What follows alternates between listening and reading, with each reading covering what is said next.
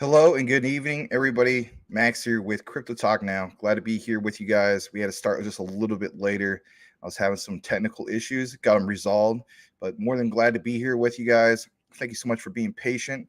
Um, just wanted to get that sorted out, just to basically have a little bit better of a show instead of trying to work things out on live air, right? Who wants to do that? So, without further ado, we're going to recognize a few people here from the community and basically welcome a few of you guys and so on. And we'll kick things into some of the news headlines that we definitely have, especially with the whole thing that happened with Huobi. It's worth mentioning, to say the least. And on top of that, we'll get into some of the other content that we normally provide you guys. A lot of news. Let's go ahead and get right into it. So let's start things off right. We have first April Cornwell dropping the flowers. Thank you so much, April. Good to see you. Always like that picture. You guys always have a nice smile on your face. Seem like a really happy couple. And yeah, hey. Good to see you. The Salamander, the XDC commander, and even the Quant commander, right? Let's be honest. Like, you have a really nice bag of Quant now. Congratulations. States, good evening. Good to have you here. Eddie T's in the house. Good to see you, Eddie. Appreciate you, man. You've been retweeting. You've been just pretty active. You're in the comments, both the live, the recorded. Don't think I've not noticed. I definitely have. Really appreciate you. Thank you for being here, Eddie. Tim Shea says, hey, because that's basically his slogan. Good to see you, Tim. Another guy who's very, very active. The crypto commissioner, the mayor of crypto, Tim Shea's in the house. Good to see you. GS says hello. Welcome back, by the way. Good to see you. Consider changing your avatar to something that speaks more about who you are and what you're about. Maybe GS basically just stands for your initials. Maybe it actually stands for Golden State. I don't know. But whatever the case be, just consider. It just helps us kind of, identify you a little bit easier. But if you don't want to, you're certainly welcome to reserve that. All right. Yes, smash that like button and sub. Yeah, let's go ahead and get the likes going immediately. If you guys don't mind, I mean, it's free, doesn't cost you anything. And if you're a fan or a normal, regular attendee, if you will, when it comes to the show, it helps get the algorithm going. Really, it does. It's no joke. It helps get the algorithm going, and it recommends it to a whole other wave of people. So yeah, really, really appreciate that. See, we have about 21 wonderful people, as Larry would say, here tonight. Larry has the night off. Eddie T says, what's up to Tim? All right, let me go a little bit further. You from Philly? No. Unless you're talking to somebody else. If you're talking to me, which my name isn't Matt, and I'm not a Big Mac sandwich either. But hello, JG. This is a Portland hat, as in creating, the Portland Diamond Project. It's got a symbol on the back, and it's to bring Major League Baseball to Portland, Oregon. All right, let's see here. Not only that, I mean, why would this be a Philly P? That don't look like a Philadelphia Phillies logo, but you're probably talking to somebody else, so I apologize. All right. I Jones says, let's go. Good to see you. I never seen you here before. Maybe I have. I don't know, but I'm glad you have a custom avatar. I'd like to give you that warm welcome. We have a very welcoming community here. Any questions, comments, feel free to drop it. And thank you for being here. All right. You fixed it? Yes. Thank you. All right.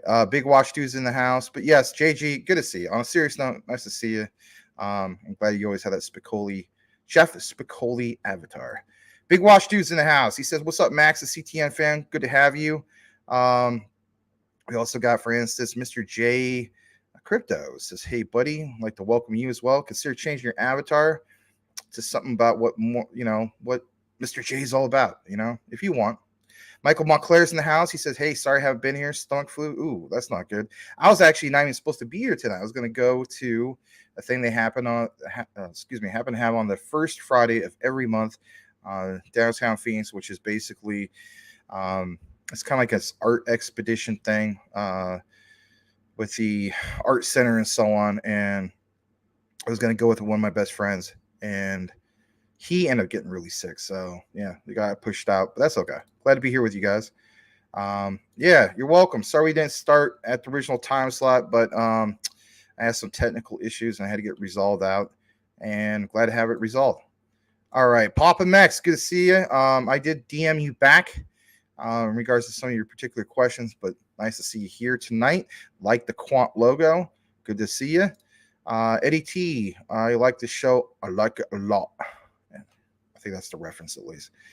Mr. Larry's in the house. He says, let's go, Max, aka Mr. Quant, the crypto professor. Wow, that's quite the title. Well, thank you for that, Larry, and I hope that you're enjoying your day off. By the way, Larry is actually still working. He's I guess he put out, was it the ISO 222 video about payments? We'll get into some of this, our catalog. In fact, let's see, just welcome a few more people and we'll jump into that in a bit. And of course, we'll get right into the particular news. Let's see here. People saying hello to everybody. That's really great. We really appreciate that. You're directly from Massachusetts. Well, maybe you bumped into Gilbert Verderian a while back, right? When he was hooking up with MIT. No, not really. But anyway, good to see you straight from Massachusetts. We have, for instance, Tim Shea, I believe, out in Connecticut. A lot of people from all over the place. Not just the United States, but let's face it, all over the world. And let's go ahead and see who else we have here.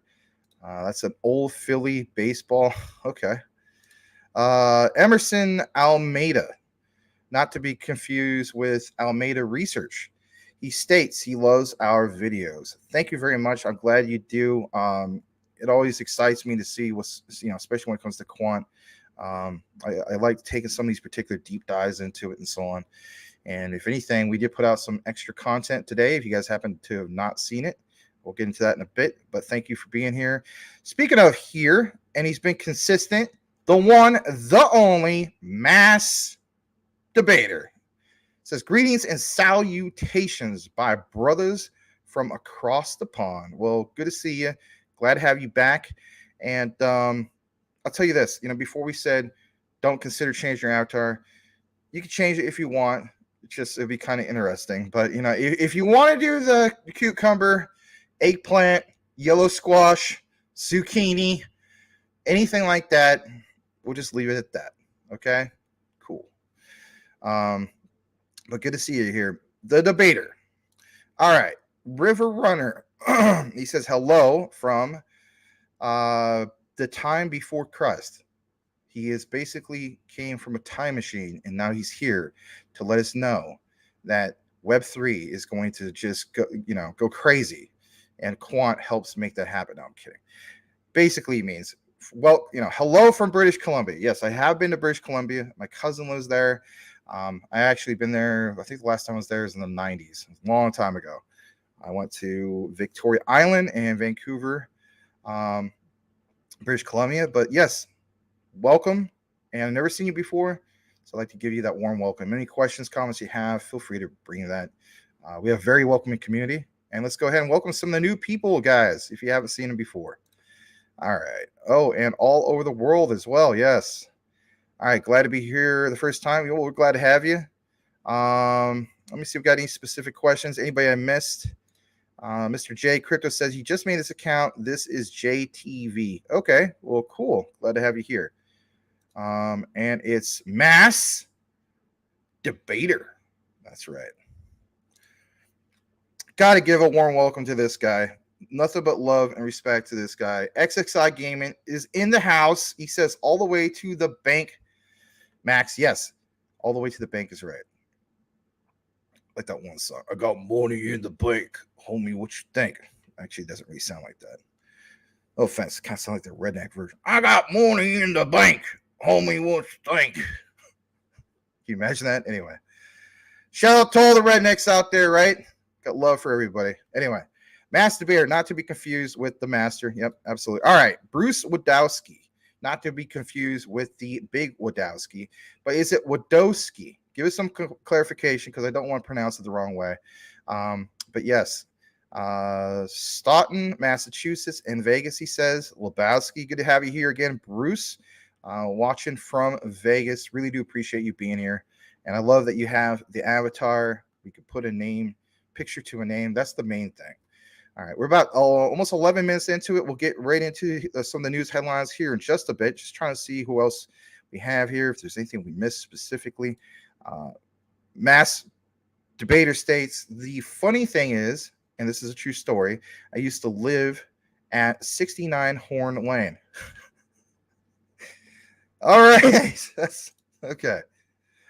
That's something else. All right. River Runner, glad to be here. Glad to have you. Rafael Santos. Here's another guy I always love seeing in the comments. Rafael, good to have you here. And I tagged Rafael on a particular post in regards to XRP in the Philippines. Pretty crazy stuff. Glad that you saw it. Focus and Trades in the house.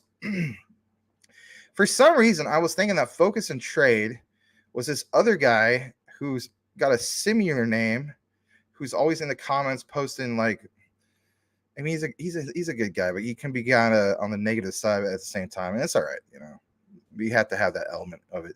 But for some reason, I was thinking that you're the same guy, and you're clearly not the same guy. So thank you for being here, Focus and Trade. He says he just caught that XLM coverage. Excellent work, Max. Highly appreciate it. Well, thanks. I'm trying my very best to stay up with regular updates for XLM. It is, I'll be honest, it's really, really challenging.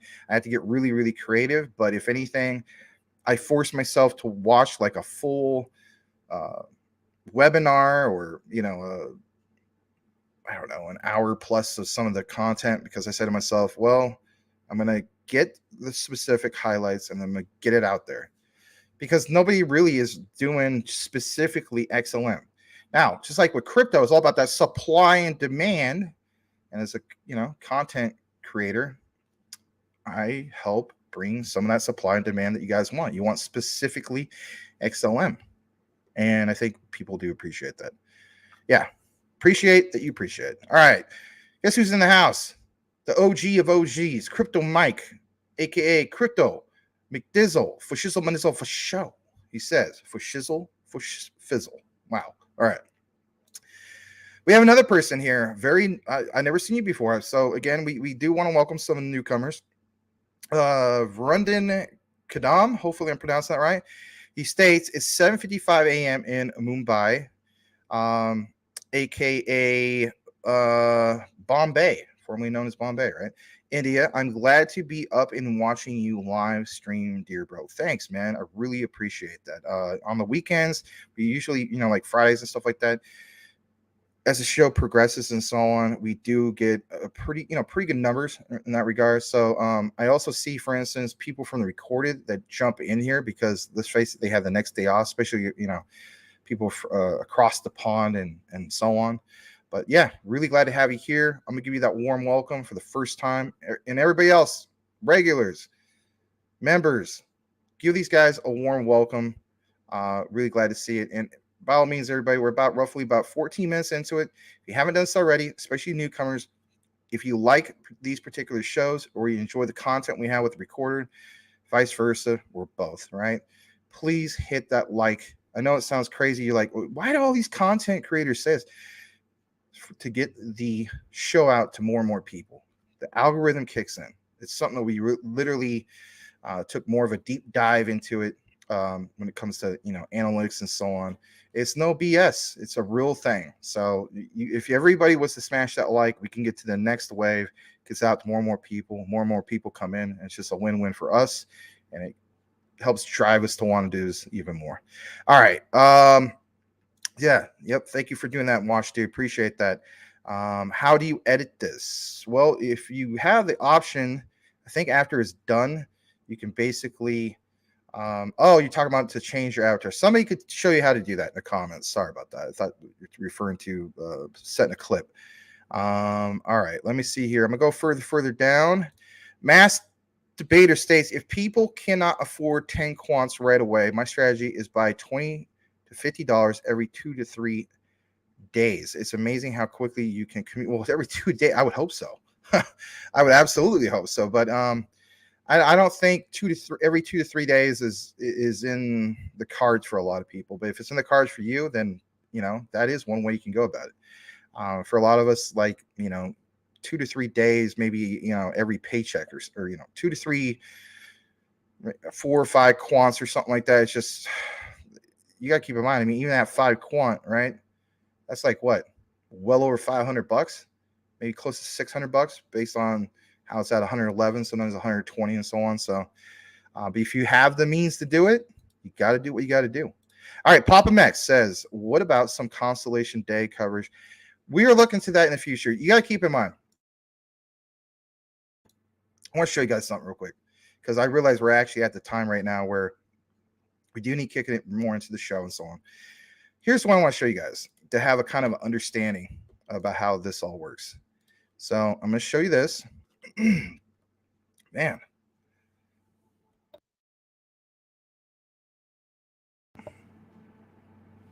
All right, just double check I'm not muted.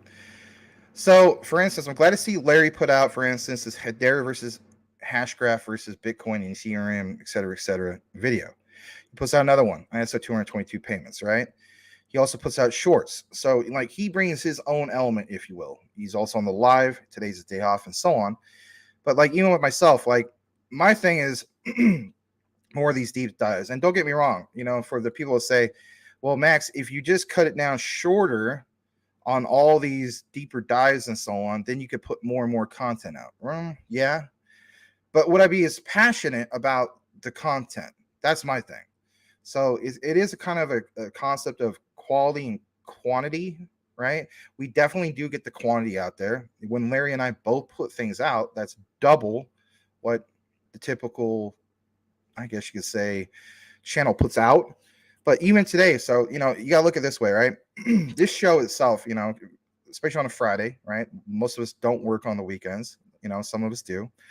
I used to literally work 7 days a week.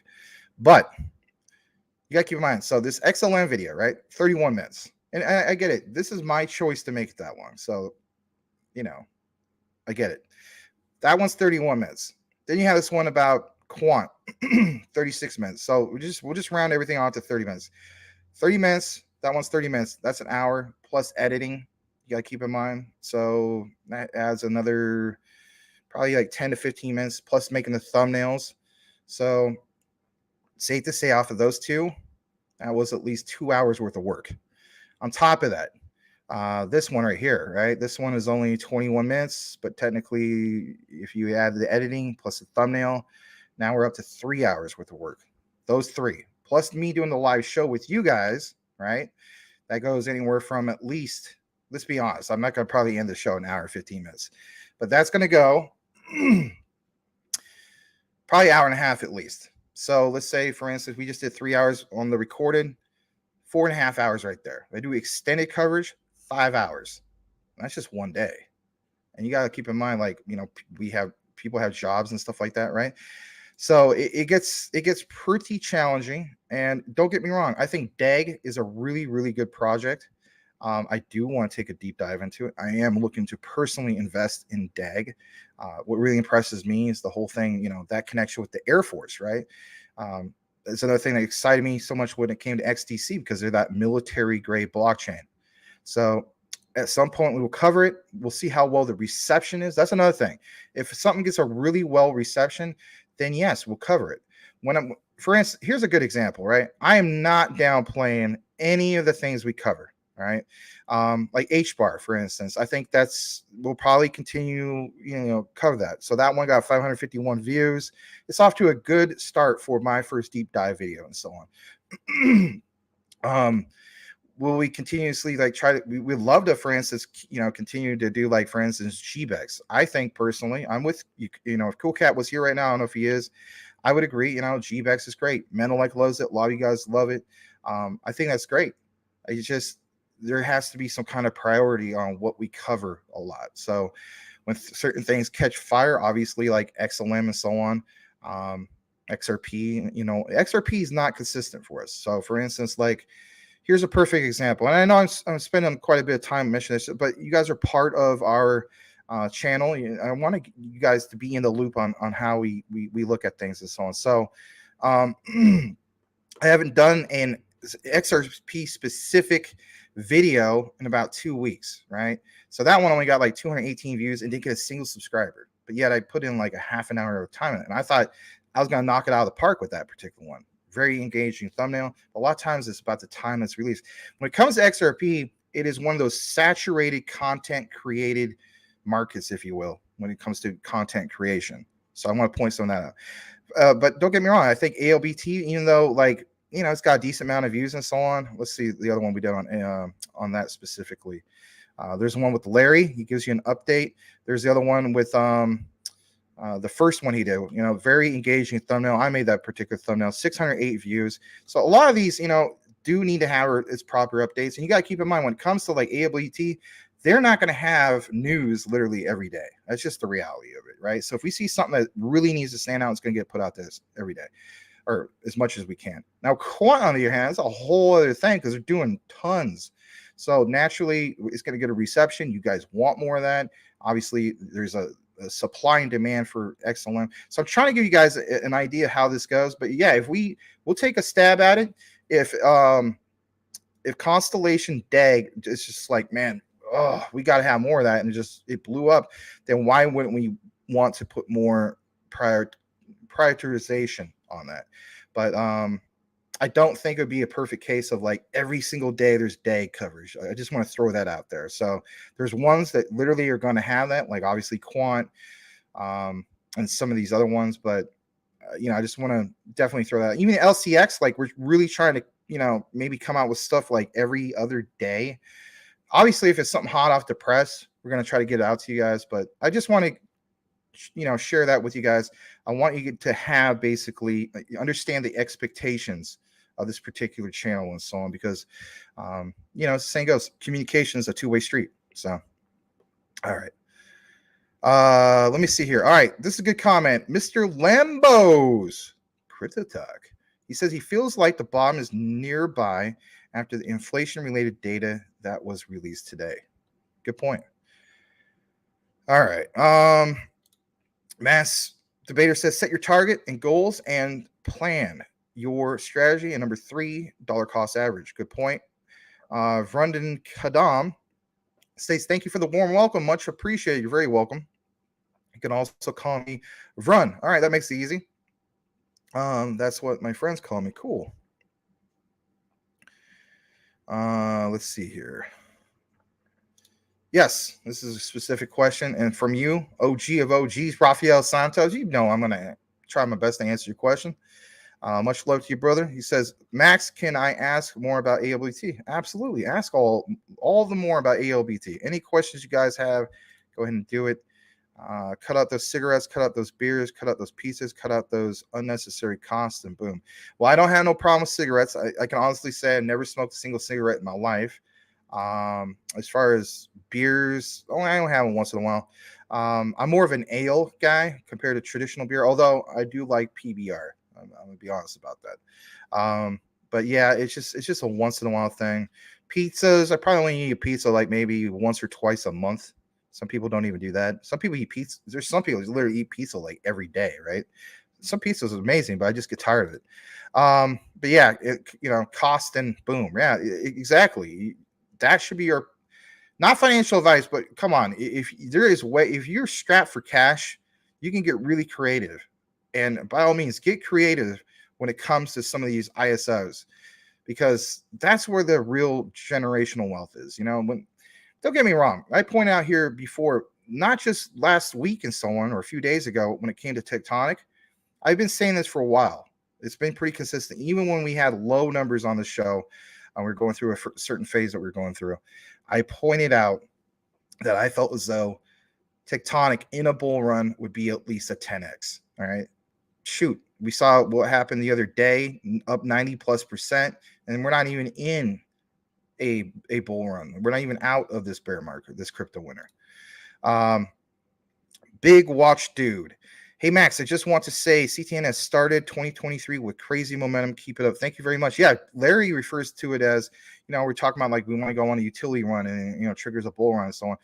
Crypto Talk now, this particular network, we are on the bull run. for us as in like content creation. And it's thanks to people like you guys who value the content. They see it, they feel as though it's quality content. And if anything, share it. If you're passionate, I see you here all the time, Big Watch Dude. We really appreciate people like you, Tim Shea, Brian Dowie, Selmo Fudd, Cody Core, Rafael Santos. I could go on and on and on. You know who you are. All right. I'm not trying to like forget anybody's name, right? But that's where, like, by all means, get Twitter. You know, if you have a Twitter handle, utilize it. Especially if you're really into crypto, Twitter should be your go-to platform, like your tool, if you will, to help you filter what's going on with various different crypto projects and so on. I'll tell you this much: if Twitter goes down, like if it went completely down and didn't exist, that would make it that much harder for me as a content creator to get you guys great community-driven news. So the way I look at Twitter is kind of like my own utility belt. Like, you know, literally, you know, my grandpa used to be a maintenance man, right? Like literally the best one in the Portland, Oregon area back in the early 1900s. And yeah, he had a utility belt, right? Well, my, you know, virtual utility belt is Twitter. So yeah, if you love the show and so on, try to get this out to more and more people. Basically by doing what? Sharing the show, retweeting it, those types of things. And of course, we more than appreciate those types of things. Suffer now and reap the rewards later. Yeah. Ramen every day. No, I'm kidding. But yeah, do what you got to do. All right. Raphael AOBT is a great project. It is. Yes, I can tell you about it. They also have updates on the AOBT Twitter page all the time. If you're on Twitter, search and follow them. And not only that, here's the key thing. So this is great. You know, this was focused more towards Raphael. I'm going to state this to everyone out there. If you want more and more updates, so like, let's say, for instance, I put out an update, but then you're like, I got to have more. This is, you know, AOBT to the moon. I got to have it. Give it to me. You know, you're just going crazy. Do these little things. Go to Twitter. If you happen to have your own Twitter, on the search, you type in hashtag, for instance, AOBT. It gives you a certain amount of content. If it's not satisfying your quote unquote AOBT needs with some of this particular content, right? Then you do $AOBT, right? And that covers a whole other group in itself. And there's also, for instance, certain crypto projects that's how it's specifically tagged. Here's a perfect example, right? So if I typed in, like, for instance, $C pool, not only does it tag everyone in clear pool, but on top of that, the devs get tagged, right? They know, oh, somebody actually, you know, is tweeting about us and so on. So there are those specific things as well. But if anything, you just scroll through it, kind of like a lot of what I do, right? I scroll through it, I see certain key things. I'm like, that's good, juicy stuff, if you will. And I share it with you guys. All right, we have 35 people. Can we get 40? Please hit that like button. That's how we achieve basically 40 and so on, and 50, 60, some of the other levels that we've been getting here on the show. So let's see here. I'll try to say it like that. Know what you're investing in and know what you hold, because the caps lock is broken. All right. Papa Max, I appreciate the hard work you guys do. Thank you, and all the love you guys do. All right. We'll appreciate it too. I'm glad you like the LCX coverage. Gala, I think, is a good pick. We just don't, you know, I think it's a little bit saturated to a sense. A lot of different content creators cover it. We may take that dive into it. No guarantees. All right. I'm going to answer one more question. Or I'm going to read one more comment and one more question before we kick it into news, because we really need to. We're almost a half an hour into it. These are good problems, but I also want to keep up with the balance. We do try to do 5 minutes, 5 minutes in, 5 minutes out. In this case, it was a half an hour in and then 5 minutes out. We'll try to get it going. Big Watch Dude says, yo, Max, don't forget about us here in the chat room, dog. Yeah, absolutely. I don't forget you guys. So that's why I'm, you know, in here. All right. So let's see here. Equilibrium, he states, or is it a she? I don't know. Hi, Max. Do you have any thoughts on Cypherium? If XRP lawsuit doesn't end by May, would that make Cypherium a top contender for Fed now? I haven't done enough research about Cypherium to give you an educated response. So, but that's my thing. I don't BS anybody when it comes to any crypto content or coverage and so on. But I have been hearing more and more about Cypherium. Let me know what specifically turns you on to Cypherium. And if anything, share that. It is something that has been popping up a little bit more and more lately.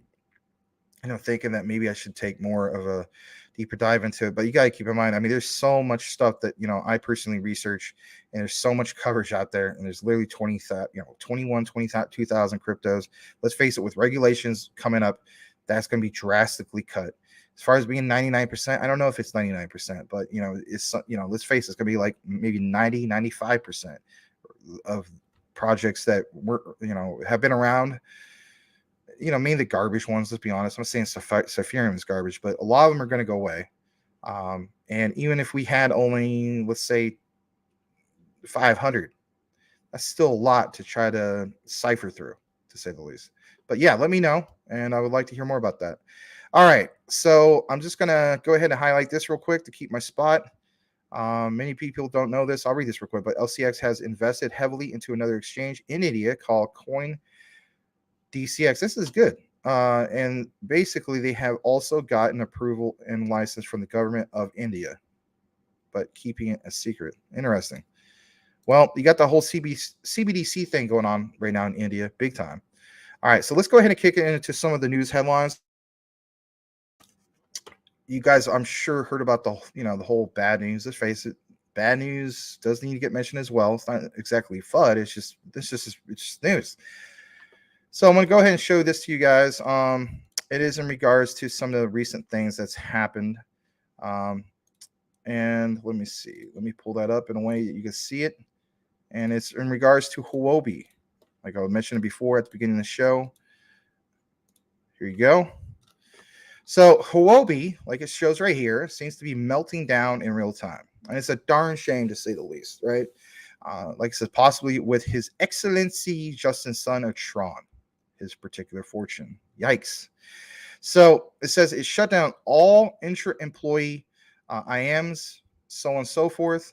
And they maybe have fired a bunch of people. There hasn't been, verification on that, but let's face it.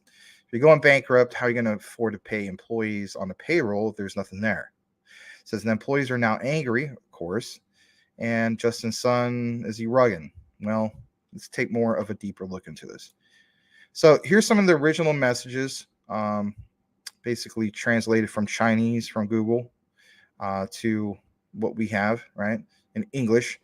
It says, Sun Huobi has closed the communication group with internal employees today and blocked all communication and feedback channels with just that, the employees. This is very dangerous and is not ruled out that internal employees rebel and directly rug away user assets or programmers and backdoor Trojan horses. Well, for one, if anybody had the crap together, you wouldn't have the code set up for that. You have to have code in place to protect against these specific things. Such incidents have occurred on multiple exchanges in the past year. Wasn't aware of that. Well, aware of other exchanges, but not specifically like something similar to this. Well, I guess so, in a way. Yeah, I guess you could say that when it comes to employees. That's right. Mr. Wang, FTX. Anyway, those who have assets on Huobi must withdraw them quickly, and those who have no assets must uninstall the Huobi app to prevent it from being automatically updated to a version with a Trojan horse. So, as if we didn't have enough doom and gloom to begin with, now we have ransomware being installed on our crypto apps. Where does this thing end?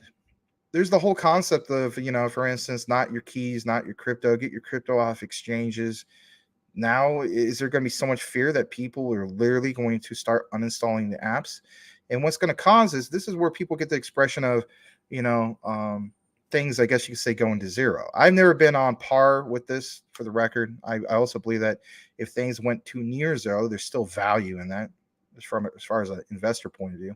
But what I want to state real quick is, with all the doom and gloom and fear, it just creates that much more extreme fear. If the next step is basically people uninstalling apps because of all the FUD that's going to be out in space, seeing comments like this specifically about Trojan horse, yeah, Nobody wants ransomware installed in their apps. Now, am I stating that I'm going to be worried about my crypto.com app having ransomware? No. But you can understand the perspective that people who are especially new to crypto will see something like this and basically, run for their life, if you will. All right, there's a little bit more in regards to this. It says if employees do really rug and take their assets or user assets, Sun Huo really has nothing to do. This is not protected by domestic laws, which I think we all know that for the most part. And employees are completely legal.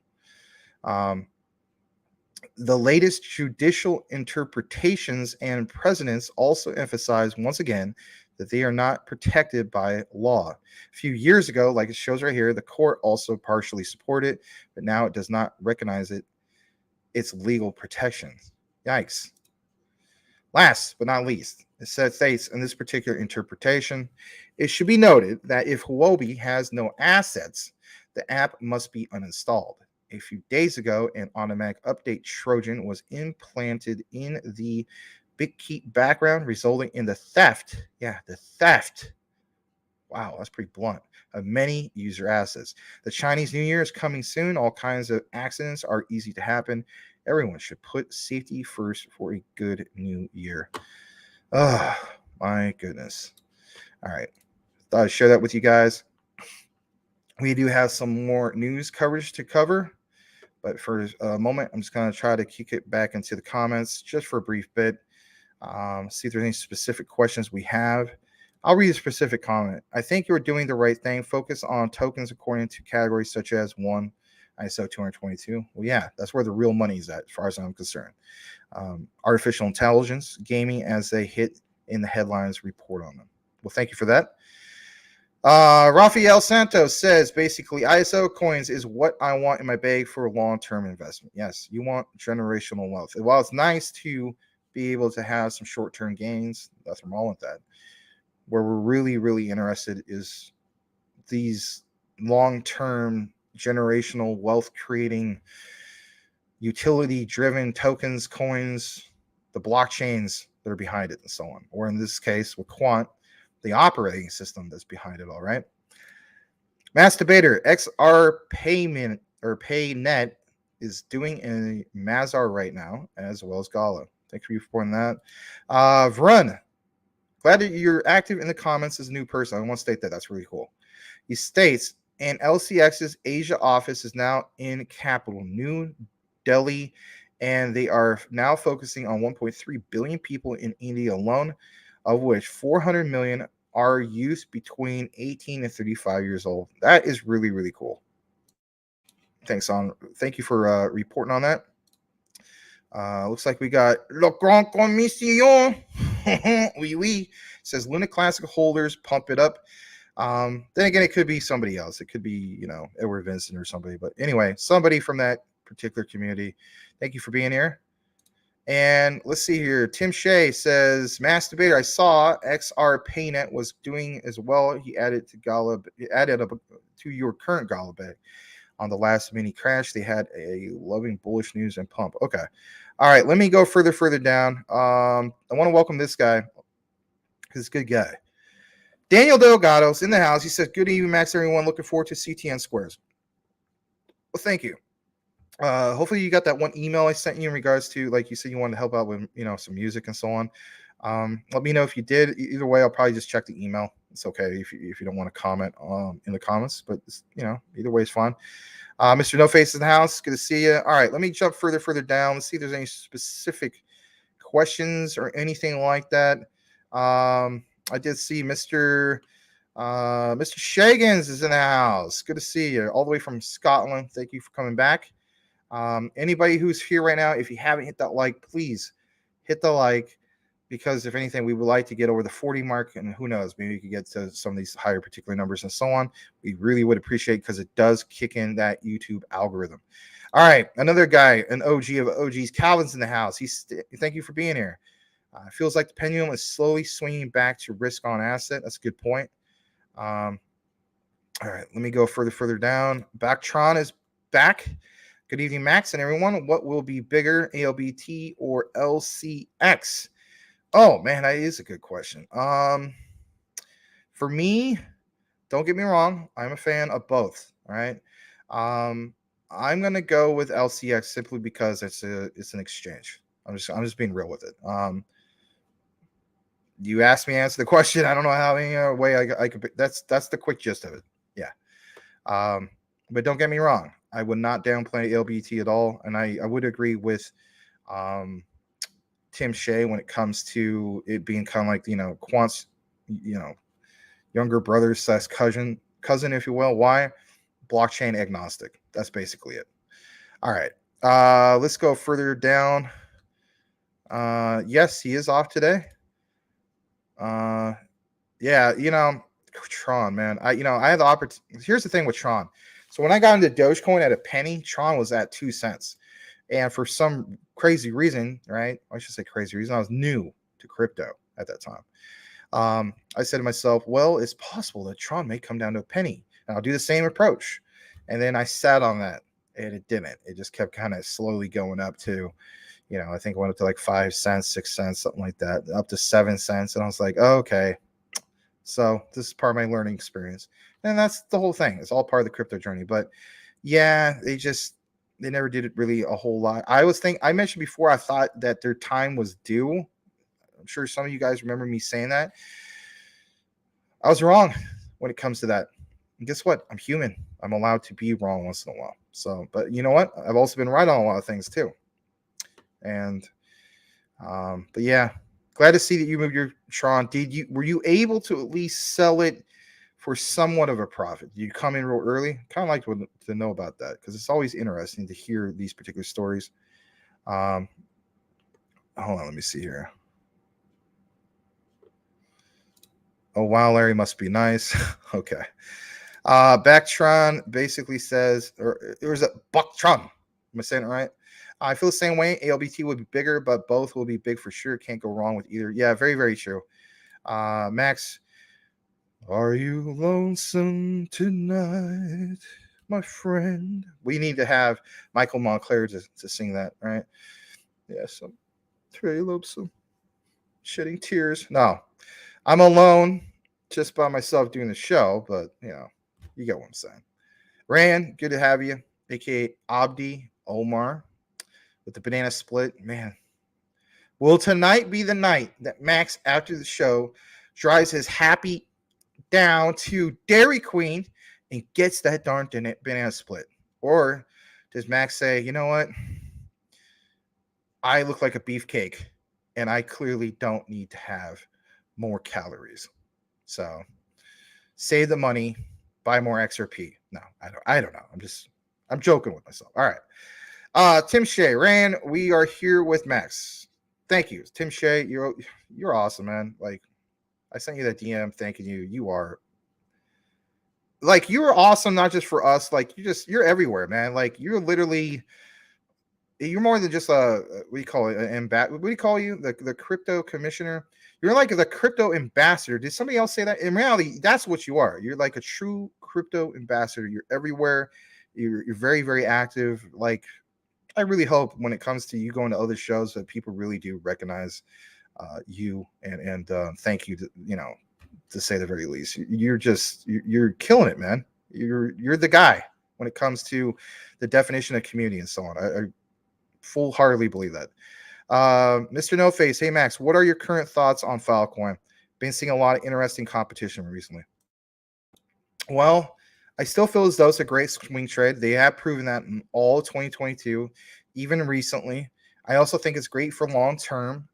I honestly, I hate to use this analogy. I'll basically state it this way. And I understand the whole thing about the competition, but in reality, don't let anybody convince you that BitTorrent is the real competition, because in reality, yeah, BitTorrent is similar, right? But it's not the same type of quality compared to Filecoin, right? So I don't know, maybe in the future, if there's more demand, we take more of that deep dive. I'll do like a compare and contrast, but not yet. So I'm just gonna throw that out there. But Filecoin, there's all the other ones that are similar, right? With similar use cases. but Filecoin in itself stands ahead of the pack. I just want to state that much. You need to do more of your, if you haven't done so already, do more of your own research to find out why that is. I don't want to do like a 20-minute deep dive on specifically that and so on, but I'll use this particular analogy when it comes to Filecoin. For me personally, Filecoin is getting to become kind of like the way I think a lot of people look at Coca-Cola in stock. Just hear me out for a second. So, as you know, Warren Buffett's a big fan of Coca-Cola, right? I'm starting to look at Filecoin as kind of like the Coca-Cola crypto to a sense, where you cannot go wrong with it, right? It doesn't, it's kind of like a consistent, it has good consistency is basically what I'm trying to say. You know, for some people say, well, Max, I mean, if you're swing trading, is that good consistency? Yes, it's still good consistency because it will come, it will retrace back, it will go up, retrace back, go up, you know what I mean? And again, that's really good swing trading. Then it has consolidation periods, you know, trading sideways. And then even in the long, you know, for the long-term investor, for a bull run, go look into it yourself. Look at the all-time highs and so on. So on either one, right? I think Kuchigo boy pointed some of these things out. You know, you were saying like own 3 bags. Yeah, you know, a moon bag and some of these other ones and so on. So, you know, if I was going to take that Filecoin approach, I probably would look at, you know, like, all right, 3 separate bags for this. Moon bag, swing trade bag, if you will, and then the whatever else other bag. But yeah, there are always going to be people who say that Filecoin has the competition, and they're right. But Filecoin, if you take that deep dive, if you're really, really wanting to get into Filecoin, you owe it to yourself to get that deep dive. There's plenty of content creators that have gone over it. There's one specific thing that makes Filecoin stand out above everything else. I'm not going to give you the whole thing right now because again, it's not like a 1-sentence thing. You need to get visualization. You need to be able to understand how that works and so on. It's a little bit more technical than me just, you know, focusing. I already focused too much on it, but they stand out for a reason. They are the top one when it comes to those specific services. All right, Rand, take this for me to Crypto Talk, Crypto Family. Buy any crypto to see people on crypto. They talk about hold on a second. What Shiba, Doge, Chronos, for instance, any coin people say is garbage. Just hold on. I think he's trying to say buy and wait 2 to 3 years. Okay. Yeah, you're just basically saying like, you know what you hold and sit on like it's a nest egg. All right, hit the like button. Yes, thank you very much. Let me see how we're doing on that real quick. Hold on. I think we're at 40, 41. Let me see. 39. Somebody actually unclicked the like button. Oh, there we go. 40. All right. Well, that's okay. All right. So let me see here. We'll see if it goes or is worth what you can imagine. Look at Shiba 2020. If you buy it, tell me how much it was worth in 2021. Wake up, guys. Yeah, I mean, I got in. I wish I would have got in at 2020. To be honest, when it comes to Shiba Inu, when I first knew about it, was early 2021. I would basically be a Shiba Inu millionaire, but I did well with it. Not millionaire status, 8K and 88K. So I will give them credit where credit's due. All right, let me go further down. Is Tim Shea taking off? Been positive. Enjoy your weekend. Well, maybe he's still here. I don't know. Hopefully he is. Maybe just saying that you just want him to have a good weekend, period. Menelect in the house. No one with X. Oh, wait. Hold on. Menelect. Hello. Is it me you're looking for? Lionel Richie. All right. No one with XRP is truly alone. They have the SEC with them. All right. Well, I see you're very active with the tweets. Menelect, follow a brother back, my friend. Could you follow me back on Twitter, please? But if you don't want to, okay. I understand. That's all right. All right. Tim Shea, Calvin, same here. Have a great weekend. All right. Baktron, who's more awesome, Tim or Max? It's a toss-up. Come on, man. It's not even close. Seriously, you got to ask that question. Come on, man. It's Tim Shea, of course. Get out of here with that. All right. Salamander, both are awesome. Tim Shea gets the cake as far as I'm concerned because he's more active than I am. Yeah, I make a lot of content creation, but Tim is literally, you guys see, if you know who you are. So I think it was like with Brian Dowie, Coochie Boy, some of you other guys and so on. You see Tim, like, is Tim not everywhere when it comes to crypto? To be honest, yeah, he is everywhere. And, you know, that he gets my vote. Anyway. All right. Coca-Cola have invested in Morpheus. Insider news. Oh, jeez. Well, we better be careful with that NDA, man. But yeah, that's pretty interesting. All right. We have covered Stratos here. Shout out to XXI Gaming. I bet XXI is like, yeah, that's right. That's right. Somebody better recognize my Stratos. Yeah. We did cover it here. Filecoin 2.0, but better with much smaller market cap. Well, that's a good point. And maybe that's where the opportunity really truly is. I think we did cover that before in regards to just that, the opportunity. One of the, I guess you could say one of the standout ones for 2022 flew under the radar, obviously. Didn't fly under XXI Gaming's radar. He shared it with us and so on. But yeah, with much smaller market cap, a lot of upside potential there, to say the least. There's always these specific projects that fly under the radar, and we just simply need more people to be aware of these particular things. All right. This is amazing. Look at this comment. He has been in quant, as in Mr. Shagans, since $19. Oh, man. Bravo, man. Bravo. That's awesome. Has anyone heard of VXV Vector Space Biosciences AI? Only 50 million supply, massive potential. I have not. All right. Should I buy LCX or XYL? Cannot give you official financial advice on anything. If anybody else from the the community wants to answer, that's fine. In reality, how can you go after a member of the community with, you know, you don't even see their face and so on? So, you know, how are you gonna, you know, this guy named Hello Kitty Waffin Waffles told me to buy Mononoke Inu at 0.704 cents, and he promised it would go to the moon. And now I'm stuck with a bag that's only worth 29 cents, and I put $2,000 into this, and it says that if I convert it to ETH and then try to cash out, it will cost me $200 in gas fees. What do I do? Yeah, exactly. All right. Joking aside, I think LCX is a great play. I don't know about XYO. I can't tell you to buy anything personally. I just can't. Salmare, have you guys heard of Flare? Lots of talk about Flare. Yes, I have heard about Flare and so on. Mike Cornwell is always talking about Flare. I need to take more of a deeper dive into Flare because, it's not part of that particular ISL list, but you guys always throw it in that particular mix. Richard Common Sense Crypto is always talking about Flare going live and so on. Shout out to Johnny Crypto, the 3T Warriors Academy. The last few live streams they've been doing, he's been talking a lot about Flare Network going live, specifically this year. And I wasn't aware that it could be going live on 1/9/2023. I do need to find out more in regards to it, but I do know there's some specific things about it in regards to things like XRP and so on and some of these other ones. But I'm glad you brought that up.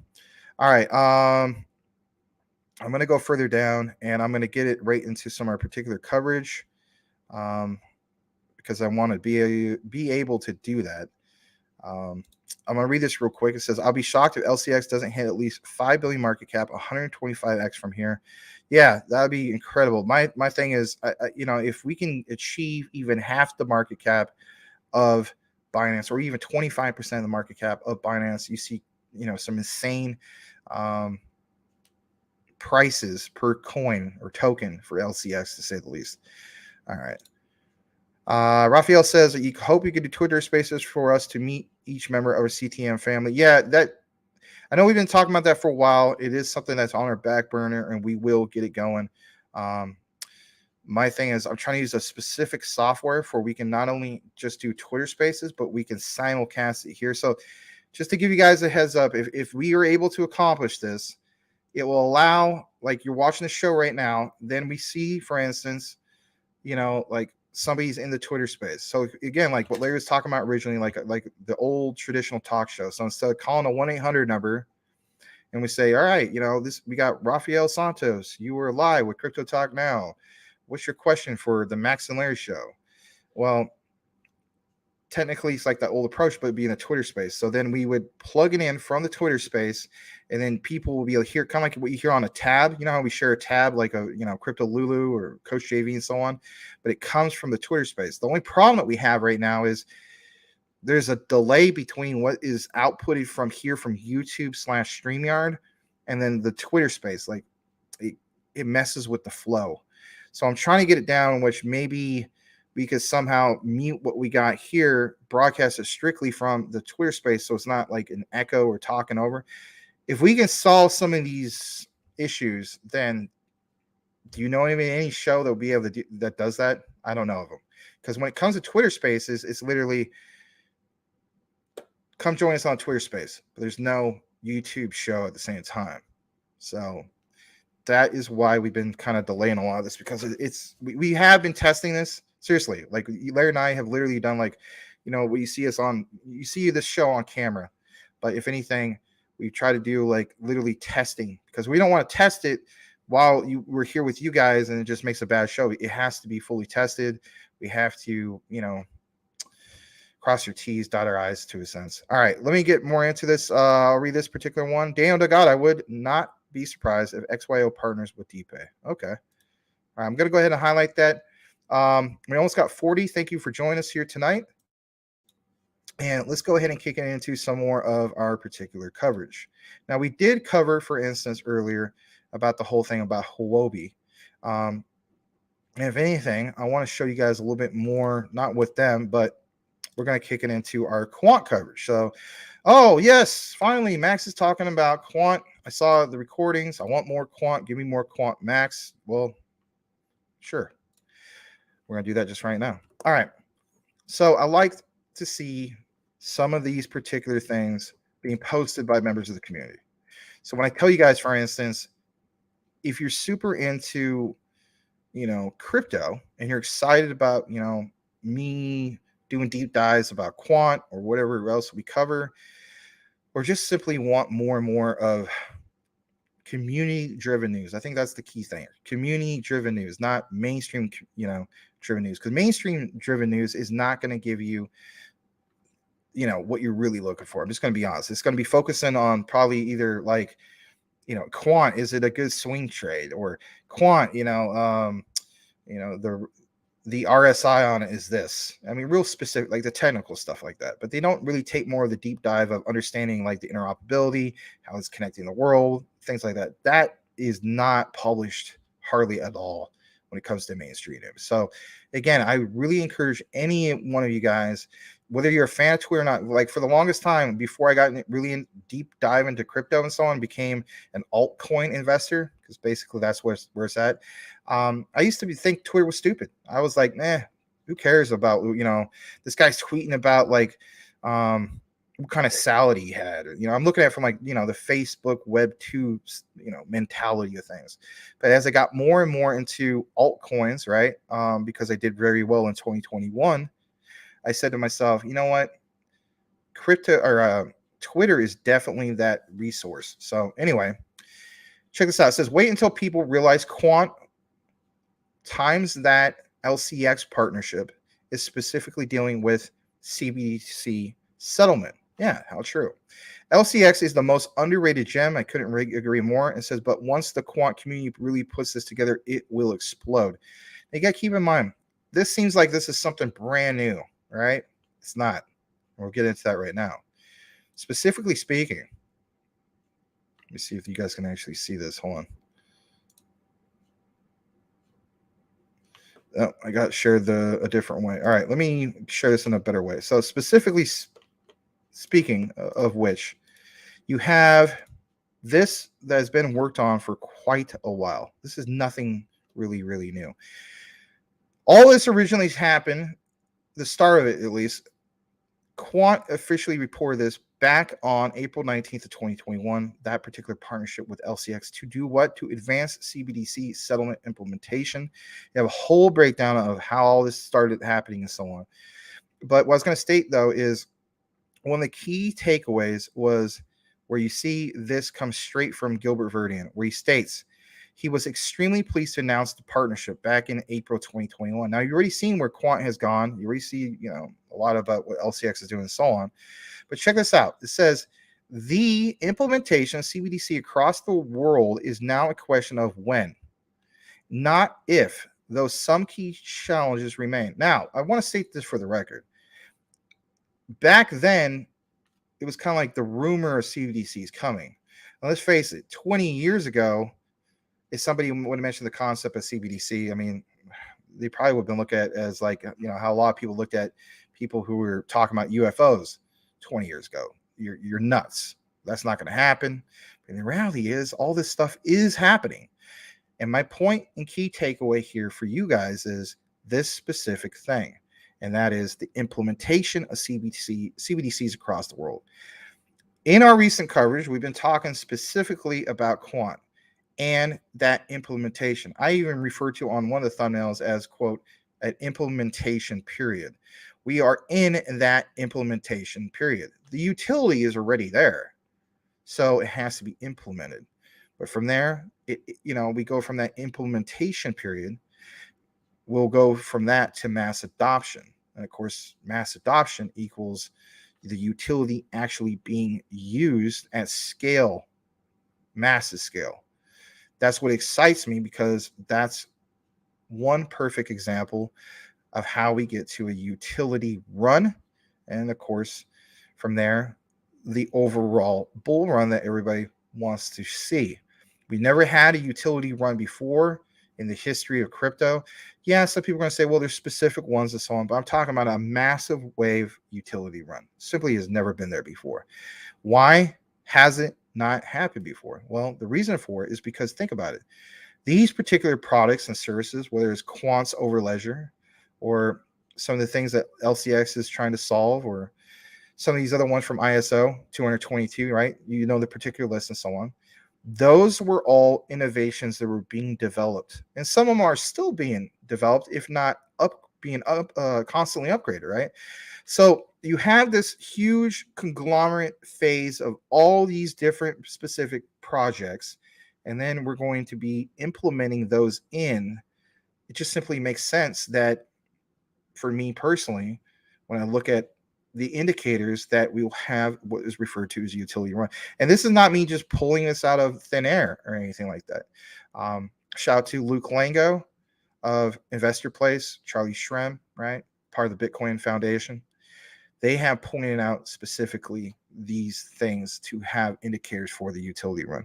And when we have more and more updates on those specifics that you guys seen recently that show you, for instance, actual data, to support, the 4-year cycles and so on. We'll break that out more to you. But anyway, I wanted to show you guys this because it's important to reflect back on, the fact that Quant partnered with LCX to do just that, advanced CBDC settlement implementation. This is not something that was just worked on like a few months ago. This was something that was worked on literally since April 19th of 2021. All right.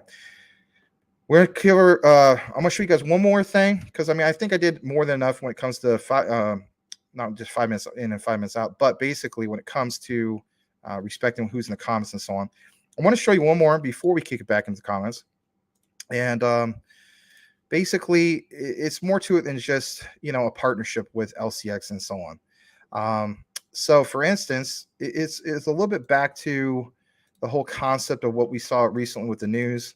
The bad news, right? And it's this right here. So as we know, Huobi is making news headlines, all right? But look at this. It says the sooner the regulation comes, the sooner LCX will go hyperbolic. Wow, I haven't heard of hyperbolic before. I think I'll still stick with parabolic, but that's all right. Hyperbolic, huh? But nonetheless, to jaw-melting numbers. This excites me, not just because it's worth noting. I don't really think it's like a case of hopium. I truly believe that with all the naysayers saying, regulation is bad, you also have to keep in mind, we have to have regulatory clarity. Once we have regulatory clarity, I think that solidifies the utility of standout projects or products when it comes to crypto-related specific ones, whether it comes to LCX or some of these other ones. Yes, this is a correct statement. LCX will become Europe's primary exchange. You literally see everything that's been put into place about it and so on. And all I got to say is shame on me for not recognizing it earlier, back last summer, when our community mentioned this a while back. Shout out to Mike Cornwell, Tim Shea, all you guys, maybe even Coochie Boy, maybe even Cool Cat Crypto. I don't know. But I know there was a group of you guys who mentioned for the longest time, Max, you need to look more into, for instance, the likes of what? The likes of LCX, because it's going to become a, like a bank. And I said to myself, well, all right, I'll look more into that. And I did, but not to the degree of where we're basically at right now. So yeah, it will become Europe's primary exchange. LCX will be operational in the future, even when other exchanges get closed down because of stronger regulations. And you got to keep in mind, this is LCX. And LCX, if anything, has been the target of what the SEC. And I understand the whole thing of like, well, I'm not going to get into LCX because of the SEC. So you're going to get into LCX when everything blows up after regulatory clarity, then you miss out. But guess what the good thing is for us who, for instance, hold LCX? The good thing is we already got in when there wasn't regulatory clarity, when the prices were low. That's the key difference. Always getting in, for instance, when things are low. For when they go high, you get that yield. And if anything, some nice returns, to say the least, right? All right. Going to kick it back into the comments. We do have some quant news coverage for you guys and so on. I want to go ahead and recognize a few more people I saw basically show up here. Give me just a second. Got to fix this darn chair. Sometimes it just drives me nuts. But I got a better chair over here, and why don't I use it? Well, I don't know. It's not broken like I want it to be. Anyway, let me fix this mic real quick, and here we go. So let's see where we're at last in the comments. Rand states, what about if I tell you someone who holds quant for 5 years? That basically would be you. Yeah. I remember you mentioned that you've had it for quite a while. That is really, really awesome. I wish I would have known about it back then. But you obviously have been in crypto longer than me. I've been into, well, technically speaking, I've been into Bitcoin since 2016. But I don't really consider myself being like fully, a deep dive person into like altcoins and whatnot. For me personally, now that it's 2023, I'm a little over 2 years into this whole thing. But that's impressive, man. Shout out to you. Hey, I saw that we got 41 people here. Thank you so much, guys. Really appreciate that. I'm just gonna double check something real quick, because I mean, if there was a super chat, I hate the idea of it not being prioritized. So I had to flip to the next screen real quick just to double check. I don't see any of that. That's okay. Well, hold on. Did one come in? No, I did. All right. Just want to double check that, because it's like I've done super chats in the past on other shows back when I was not a content creator, and that would kind of drive me nuts if I had to wait a long time. So, I don't have like multiple monitors up right now, so I do have to jump back and forth on screens, but it's okay. Let me see here. Mass Debater. He states that NMR is another one. All right. Appreciate that. Daniel Delgado basically states, nobody, Max, nobody, only CTN. Thanks, Daniel. Appreciate, that recognition, man. Much respect to you, buddy. Run states the total tokenization of assets market cap expected by 2030 is $68 trillion. Yes, it's insane. Again, more of that adoption, but anyway, he states if quant even manages to take 10% of it, do your own research and do your math. LOL, what price will quant be at a $6.8 trillion market cap? Well, I'll state this much, right? So based off of a Web3, and we showed you guys these particular pictures before, or screenshots, right? Like your PC gamer myself, screenshots, or it didn't happen. Anyway, so if quant, who is trying to solve things at scale that nobody else is doing, achieves just 1% of Web3, all right, that in itself would bring quant to was it $1.4 trillion. Basically, the levels that Bitcoin was at, where Bitcoin at 11/11/2021 was at all-time highs of $69,000.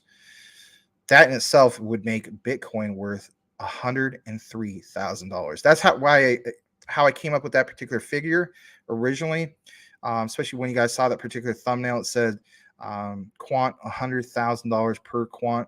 So I technically should have put $103,000 per quant, because literally that's quant achieving 1% of Web3. But I love your particular figure because, I mean, yeah, it's even more than that. But sometimes, people say, well, it's not going to hit 10%. That's too high. Well, come on. 1% of Web3? Are you kidding? And everything they're connected to.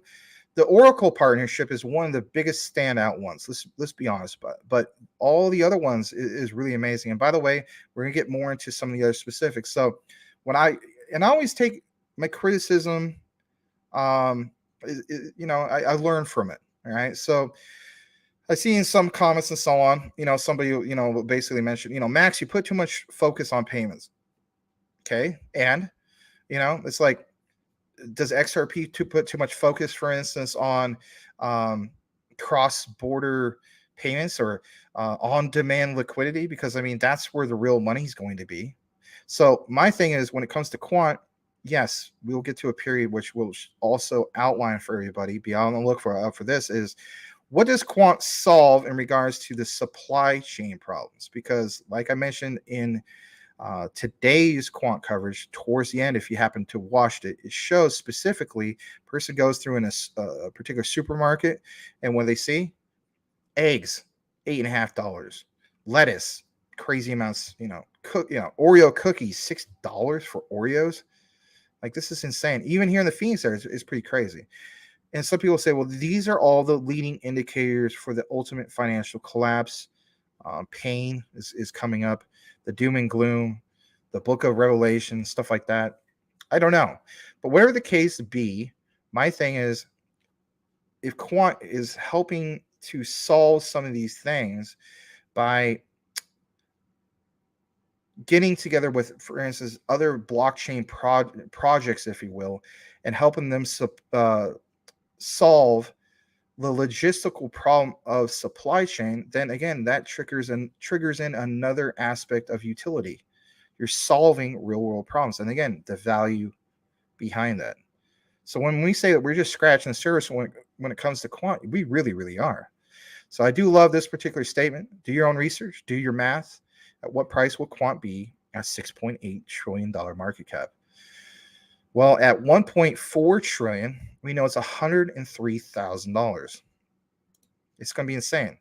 This is why I also made that particular video about quant in the future being the first ever $1 million coin. If you held on to it long enough, that's where it's at. All I got to say is this: for people who really know their stuff and are patient enough, if you really believe and see that quant will eventually become the first $1 million coin of crypto, then you're no longer just millionaire status. You're literally looking to buy, I don't know, maybe an NBA franchise or something like that. Will Max own a minority stake of the Portland Trail Blazers in the future? Well, it is actually one of my personal goals. Little known fact. Call me a big dreamer. But at the end of the day, we're all here. We are all dreamers to a sense. All right. Nick P, thanks for all you do. Thank you so much, Nick P. I do see that you have a custom avatar. Thank you for that. That looks pretty cool. Thank you so much. Thank you for being here. Backtron states at 10%, 680 billion, 680x from now. If true, wow. Yeah. And even if we don't even scratch the surface of 1% of Web3, let's say it's 0.5%, that's a lot of money. Just every single time when I see somebody kind of try to FUD or downplay quant, I'm just thinking to myself, have you not looked more into Overledger? Yeah. All right. Backtron states, I was thinking 6.8 trillion since 68 trillion is too staggering a number. He wishes for a higher number. Yep. 6,800x. My God. All right. A little bit more comments in regards to quant, and then we'll kick it into some of our other news highlights. Vrun states, let's take 680 billion will be nothing. If Bitcoin can hit 1 trillion and ETH 500 billion, quant in the next 7 to 8 years will hit 6.8 trillion for sure. That is quite the feat. And with that said, we're going to read a couple more comments, and we're kicking into some of these specifics when it comes to just that quant. Here's a wonderful content creator, guys. Sean the Crypto Smith. He joins us with the Crypto Roundtable here weekly, which is really, really cool. I want to state this before I read the particular comment, and that is check out Sean's XRP video / XLM video that he has on his channel. He uploaded it today. He did a very, very good job. Really nice visuals. I thought it was very, very professional. He speaks very, very well on crypto. But good to see you, Sean. Yes, hello back to you. And I am having a pretty good night for the most part. Thank you. All right. I'd like to welcome this guy, Boomer Effing Sooner. He says, what's cracking? Money Max. Yes, good to see you. I'm going to watch. I didn't have a chance to watch all of it. I want to watch the whole clip that you shared about the whole Oklahoma City thing.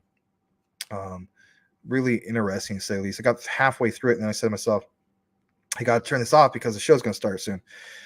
All right. Boxtron, hold, run. Thank you. I'm now getting more quant. Is Larry would say watermelon sugar crypto high. You know, I almost said there's an old hip hop song. I'm sure Daniel Delgado remembers, maybe XXI and so on. I almost said watermelon chicken and grits. I don't know if you guys remember that one song from I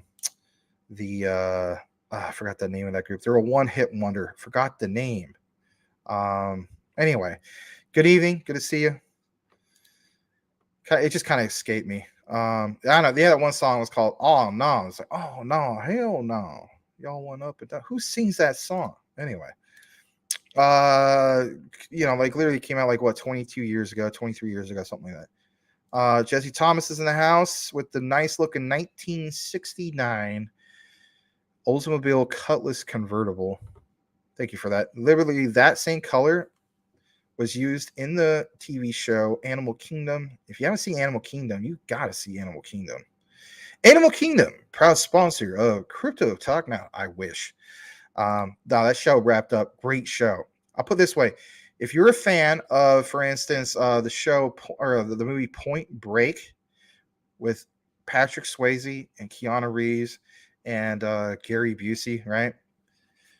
Literally, Animal Kingdom is the modern TV show version of that. I'll just leave it at that. That show is so awesome. I hope to do a spinoff. I really hope they do a spinoff. All right, Crypto McDizzle, LCX, the bank of crypto. Thank you for that. You're right. GBEX is also a bank and is on XDC. Good point. Well, maybe we got to do more of that coverage. I just think more people need to talk about GBEX then, if that's the case. I mean, I know that we did a particular video on it and so on. Maybe it's just about how we go about it, what times we release it. I don't know. But I do like hearing that. That's really cool. The Crypt Keeper, not to be confused with the Crypt Keeper from HBO, right? You know, from Tales from the Crypt, you know. Hey, bro, what's your feelings on DYP? I don't have any feelings on that, unfortunately. That market cap and supply, the holy smokes. Well, thanks for sharing that. Thank you for being here. If anybody else knows about it, by all means, let us know. We'd like to hear more about that. We got Boomer F and Sooner, who states that would be about $560,000 per quant. Oh my goodness, that's insane. All right, actually, it has to be more than that, man. I mean, that would have to be more than that. I'm not downplaying what you're saying. Is that's amazing itself, but shouldn't it be more than that? I just think it would be more than that. But I mean, if you probably went to, for instance, that one place where it has that crypto or market cap calculator, you put in the supply and that. That's another thing. It's like they're basing it off of current market conditions. They're basing off the current supply and so on. But as we know, quant is becoming more and more scarce. So how do we equate that? Anyway. Yep. Thank you for that. Boktron, no one here will be poor anymore. If quant hits 500,000 per coin, LOL would be awesome. Yeah, it would be incredibly awesome. Generational wealth, to say the least. 6.8 trillions divided by 12.07 million is 567,380 per quant. Yeah, I hear you on that. But my thing also is, I think there's also other factors.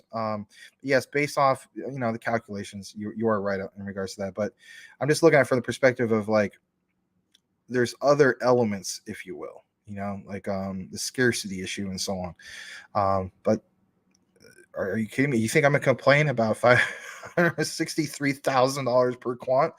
No, not at all. Rafael Santos, hope I could do that math thing. Yeah.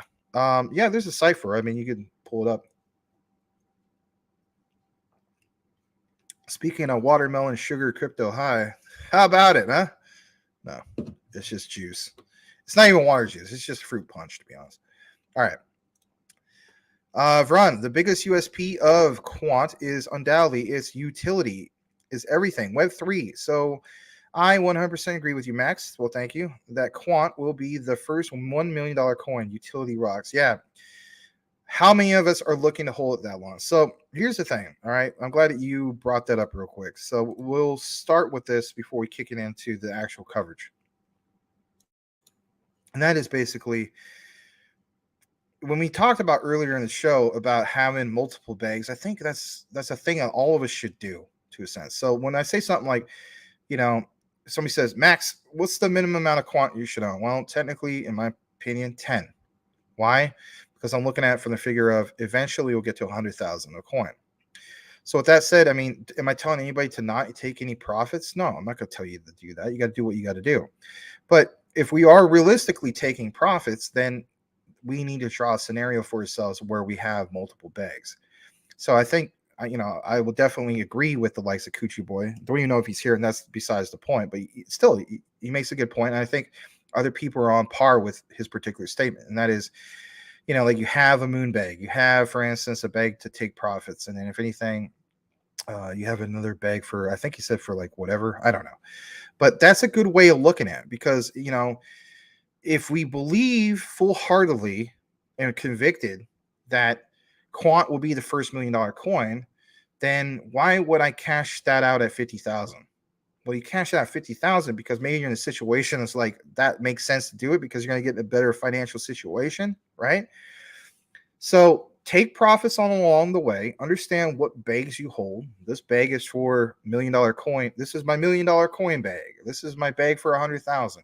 I think if anything, we have what I would like to refer to as checkpoints, if you will, when it comes to certain milestones that Quant or some of these other ones achieve. It's not just Quant. Let's face it, XRP, XLM, XDC, some of these other ones, right? Rafael Santos likes the math. Doesn't like me. That's okay. Yeah, go with the calculator. I'll state this much. When I took college algebra, I forced myself to get an A. And I barely got an A because I was stressing out. I'm like, I'm not going to be valedictorian unless I get an A in the subject I hate. And I'm not a fan of algebra. I'm just being honest. And so, barely got an A. Still managed to be, valedictorian, which was cool. But my main thing was, I even told my instructor, I said, darn well, 1 to 2 weeks after I'm out of this particular module, I'm going to forget everything. And I did again. So it's like one thing to forget it when you get out of high school, another thing to forget about it when you get out of college. I understand there's some sectors in which that, that plays a factor. Don't get me wrong. You're not have to sell me on that, but let's be honest. I am not a fan of algebra. All right. Tim Shade, check him out. Great channel. He covers ISO 222. Yes, let's go ahead and give him the plug, as Larry would say. So let's do that real quick. I'm going to present that, and then of course we'll get into some of the particular news. So here we go, and that is the Crypto Smith. All right, and here's this particular page. I'm going to go to it. So all you got to type in is the space Crypto Smith. And oh man, look at that, Sean. Heck yeah, man. That's what I'm talking about. 418 views. You're getting bit. You're getting bit by the crypto content creation bug. That right there is the start, my friend. Why? Because people look at this, man. He has transitions. So he talks on screen And then like when he mentions specific things, like he has like kind of like video that blends in. He did a really, really good job. Looks very professional. Let's see how many comments you got on this so far. Let me see. I already went and hit like. 22 comments. Nice. Looking really, really good. How about this? Boom. Like right there. Anything I could do to help trigger that algorithm. That is really cool, Sean. Awesome, man. Really, really awesome. Yeah, I saw that comment by XXI Game and the whole thing of, who does this? Ripple. Who's connected with BlackRock? Ripple. Who's going to freaking go to the moon and Pluto and back and then some? Ripple. I love that particular video. I don't know. I used to have the shortcut for it. So actually, if anything, if I can DM you for the link for it, I do want to include it, even though we've already had it originally. I'm referring to, hold on a second, this, I think, right here. Where it just plays everything about the Ripple use case. But anyway, yeah, Sean, that was awesome, man. But guys, follow Sean, aka the Crypto Smith. So the space, the Crypto Smith, all one word. He has great content, and I'm really glad to see that you got that going on. Let me see here. He covers other projects like Optimus and some of these other ones and so on, but he knows quite a bit about ISO 222, especially XRP, XLM, and so on. And he has mentioned on our show that he wants to start covering that, and he definitely is. And if anything, this is now gone up on your list now, for as far as being one of the ones that has a decent amount of views for you. I think that's where it starts for you. So go ahead and follow him if you haven't done so already. And we love sharing a member or a person as part of our community, to say the least, his particular content. All right. And he'll be back here, by the way, in the future for the Crypto Roundtables, a weekly thing that we try to do. All right. Yep. They were from Kentucky, but I forgot their name. That song is the iTunes library. Okay. All right. Gary Busey Inu. That would be really interesting. I don't know about that. All right. So think for yourself. Who has a custom avatar? I haven't seen you be here before. I want to go ahead and welcome you specifically. I'm glad you put in a comment. Guys, anyways, new that you see, please welcome them. Especially think for yourself. He states, enjoy your stellar video today. Thanks for sharing. You're very, very welcome. And I'm trying my best to consistently get more and more stellar content out to the community. Let me see who else is here. GS, LOL, the mention of Point Break, and that came to mind. Yep. Ran. Wow. Just chill out, guys. We need just 20,000 per quant. I'm going to buy it at 5. Mention in Dubai and New York. Well, that's okay. If people it's quant, man. I mean, how could you not get excited? But we all have different levels of excitement, to say the least. All right, let me see. The mass debater says take profits along the way. Yes, or use your quant as collateral and liquidity. That's a good point. Run states he was just thinking yesterday quant is only 14 million, which means only 1 million people can ever own the 14 coins, or 10 million people 1.4, or 100 million people 0.14. 1 billion just 0.014. The FOMO is here. Huh. Interesting. Okay. Tim Shea states 10 quant is the number you hear most people want to have. Many people have much more, but working up to 10 is a great way to start. Yes, absolutely. If you don't have an entry point, that's the way, in my humble opinion, to go about it. All right. I had 111 quant, sold them last time it pumped. Oh, man. Do you still have any at all? I would like to know about that. I mean, if you want to share. The Crypto Smiths appreciate the kind word. You're very welcome. You're very welcome. You do a good job with that. I'm actually learning a little bit from you. Yeah, I was trying to kind of like critique it in a way. So like, you were talking about some specific things and it has something to do with banking. And then like in the background, you show the people that are involved in banking as you're talking. That's good because if anything, like it doesn't create boredom. You know what I mean? It's more that, like keeping the guy awake and really engaged into it. So on. I think if anything, that helps you as a content creator stand out, and that would bring more and more people back because you're putting that extra time into the quality of your videos. And that's really good. I'm always learning to get better myself. So I'm definitely taking notes from you. I'm not joking. I thought that was really, really cool. For people who already watched the video, you already know what I'm talking about. All right, the Crypt Keeper. I found your channel in the last week or so. I've been listening to your videos while I work sometime. I appreciate you, brother. Hold for Lambo. Well, I appreciate you too, brother. I really, really do appreciate that. Um, I also try to engage with our community. I'll try my best to reply back to you guys. Sometimes I don't get back to it like within like a few minutes. I might, be later in the night and so on. But I do try my best to reply back because if anything, that also helps with the algorithm because YouTube sees that the content creators are engaging with the audience. And that is another key thing to get your channel recommended, to say the least. It feeds the algorithm. To any content creators out there, I'll state this much. I'm not an expert. I'm still learning just like anybody else out there. My main thing is basically understanding that there's this thing called the YouTube algorithm. It's a monster. It needs to be constantly fed. So one thing that we did a long time ago that helped feed this thing was provide live shows all the time. But it's more, they've updated this. They want more than just that. They want live shows. They want to see that you put out at least one video per day. They want to see, what kind of interaction you have with, viewers / listener, the audience, if you will. So my attitude is, you know what, we're gonna keep this thing fed. It's hungry as a horse, the algorithm. So if I'm engaging with the audience by replying back, that's a good thing. But don't get me wrong, in the future, if we're up to 100,000 subscribers and so on, that's gonna be extremely challenging. Maybe it'll just be like kind of like the concept of super chats or whatever, where you just gotta kind of randomly go through or recognize the ones that have priority and so on. But we'll always remember the OGs of the OGs that were here along this particular journey for us, to say the least.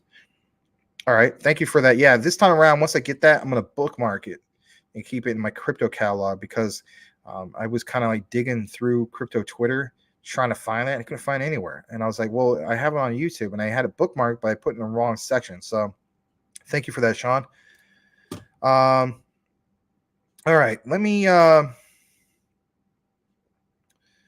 see. Let me read this one. Jake Mold. Why do people say quant will turn to a stock?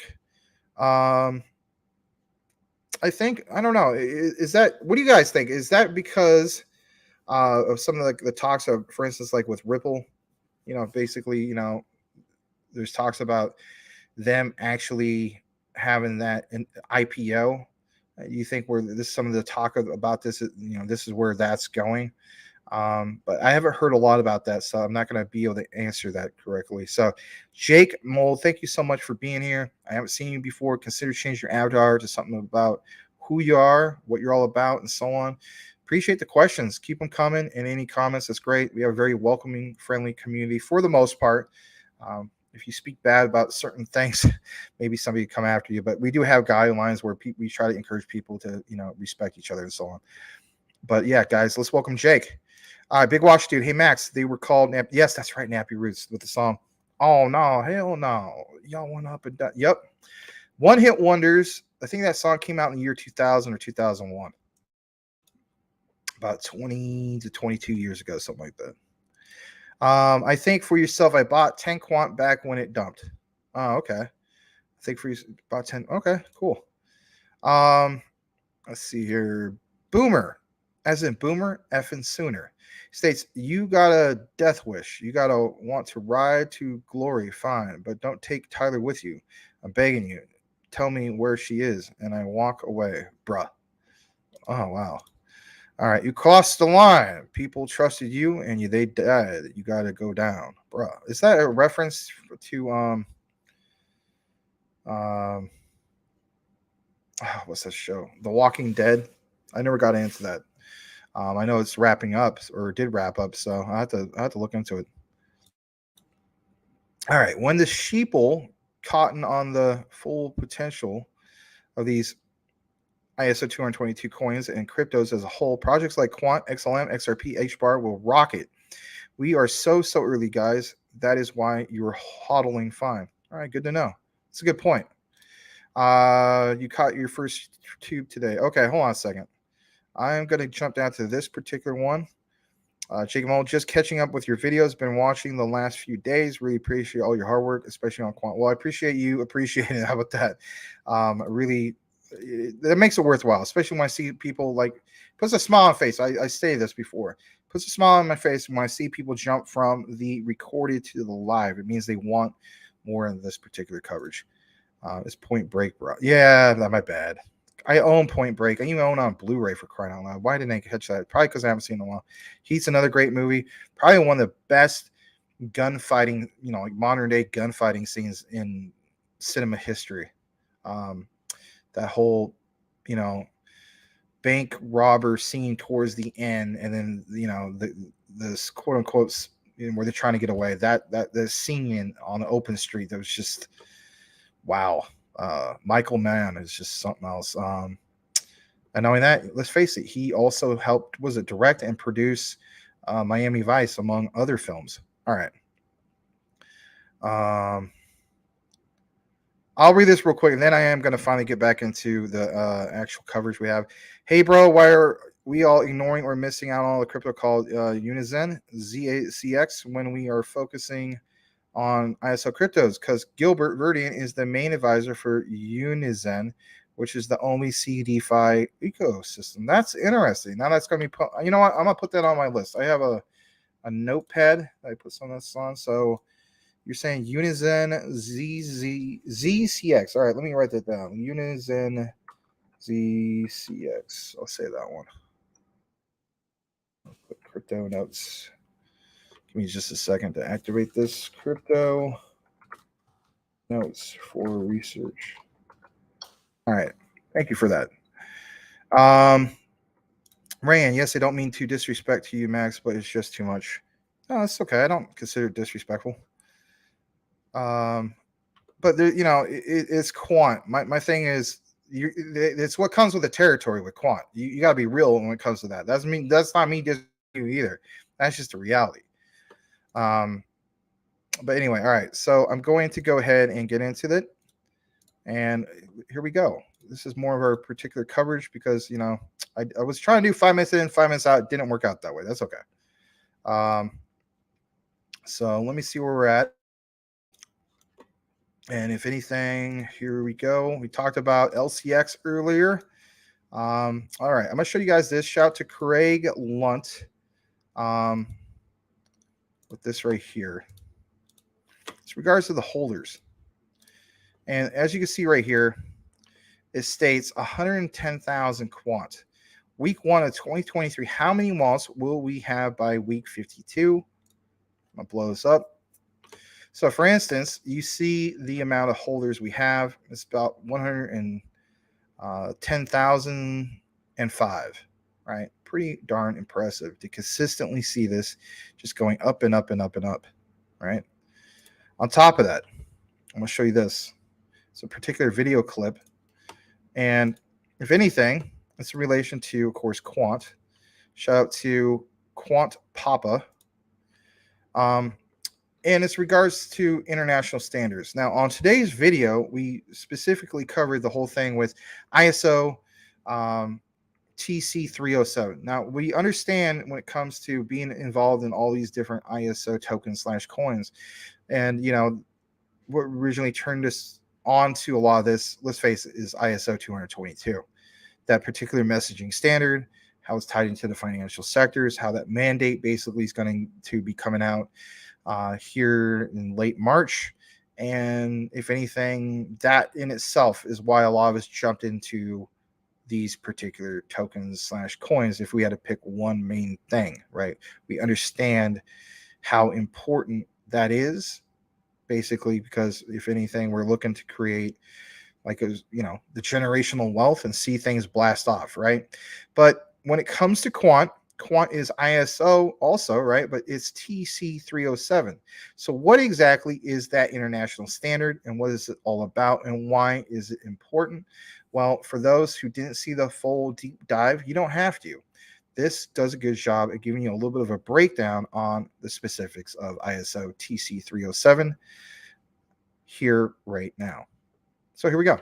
So if you look at standards, they're a great way to collaborate and bring harmonization at the level. There's national, there's regional type of standards. So it's at the ISO, IEC level. There's country level standards, and then underneath you've got different types of technical, professional type of standards that all feed into each other. So looking at this, what we're doing in TC307 is we're building these types of standards already. So the work kicked off in 2017. It's been a very active committee to TC307. We have hundreds and hundreds of members from all around the world working on all of these different types of standards and different working groups. And so already some are published. And as Craig was mentioning, there's going to be another one around IP. So there'll be an IP standard around blockchain, but all the work and the effort since 2017 has already kicked off. And if you look at the makeup and the different committees, this is what is happening today. So we have some internal committees, but we also have the working groups that are looking at the foundational side of blockchain, terminology of reference architecture, etc., security, privacy, smart contracts, governance, interoperability, use cases, etc. So all of these are underway, and so ISO isn't the only body working on this. It's quite collaborative, but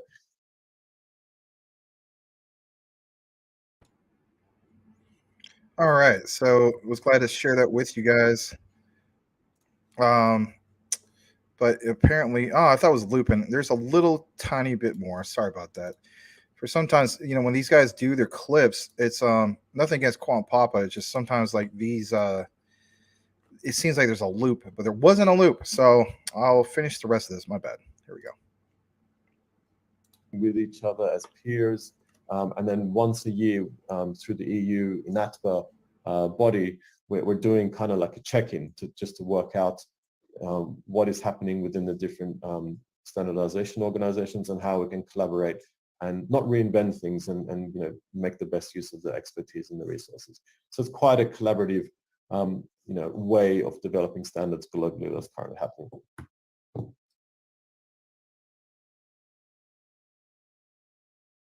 All right, so there we go on regards to that. There's another thing I want to get into, and before we get into it, basically, if you want more of the deep dive on the specifics of ISO TC307, that was basically covered in today's particular video. If you're wondering if you're new to our channel, I should say, and you're wondering how to access, for instance, the catalog that we have, I'm going to go ahead and show you that. So for one, here's Sean the Crypto Smith. There's another good plug for you again, my friend. And if anything, here it is. So all you got to do is you simply go to the video section here. There's later on the shorts, but hey, look at that. We're almost at 9,000 subscribers. So I think another 20 more will be up to our next milestone of 9,000. But yeah, Larry has put out a few of these. Hedera HBAR hash graph versus Bitcoin Ethereum. That's a short 4-minute video where he does a breakdown. ISO 222 payments migration. He takes quite a few of these, which is good. There's my deep dive in regards to, like I mentioned, it says the cryptocurrency of the world, the largest wealth transfer in history, Stellar XLM. And we're going to get into that specifically. I want to state this before we get to the segment with Crypto Lulu on the show tonight. I want to point this out. I had no idea, that he was going to say what he was going to say in regards to his statement about Stellar. So I just thought to myself, wow, that kind of helps pound it home or solidify even that much more on my particular statement that you see in that thumbnail. Of course, in regards to what we just covered right here with Gilbert, it's just that the adoption of ISO TC 307 and why that's important. This is a deep dive. Like it shows right here, we're going to go through what I believe is this implementation period. You add that with adoption, that equals utility run. And with that said, getting to, these other stages, the generational wealth that's being created. 2023 is, in my opinion, the start of how all these things come together. Yes, there's certain ones in which, people are looking way out to like 2024, 2025, and so on. But I would say between these years, 2023 out until 2025, maybe 2026, I just don't see it beyond 2025 as far as not having the levels of adoption that we need. But anyway, check this out. Particular deep dives. We did talk about tie-ins is what's referred to. And this particular one puts emphasis on what's recently happened with LCX. You do see it was up 40% in the last 7 days. Earlier today, it was up to 25. I think maybe even hit 30% at one point, and so on. Really, really impressive. But yeah, we try to keep you guys updated in regards to some of this. So again, if you want some of this, if for whatever reason you're not getting the notification, you do need to hit that bell notification. But if you're not getting it still, like Brian Dowry reported before, you could just simply go to the video section and it's all right there. All right. I'm going to get back into some of our particular coverage. I want to show you guys this because we're always talking about crazy scenarios, right? So one of the scenarios basically is this right here. And that basically is, it says, within a few years, maybe less, this will happen. LCX will be the top exchange in Europe.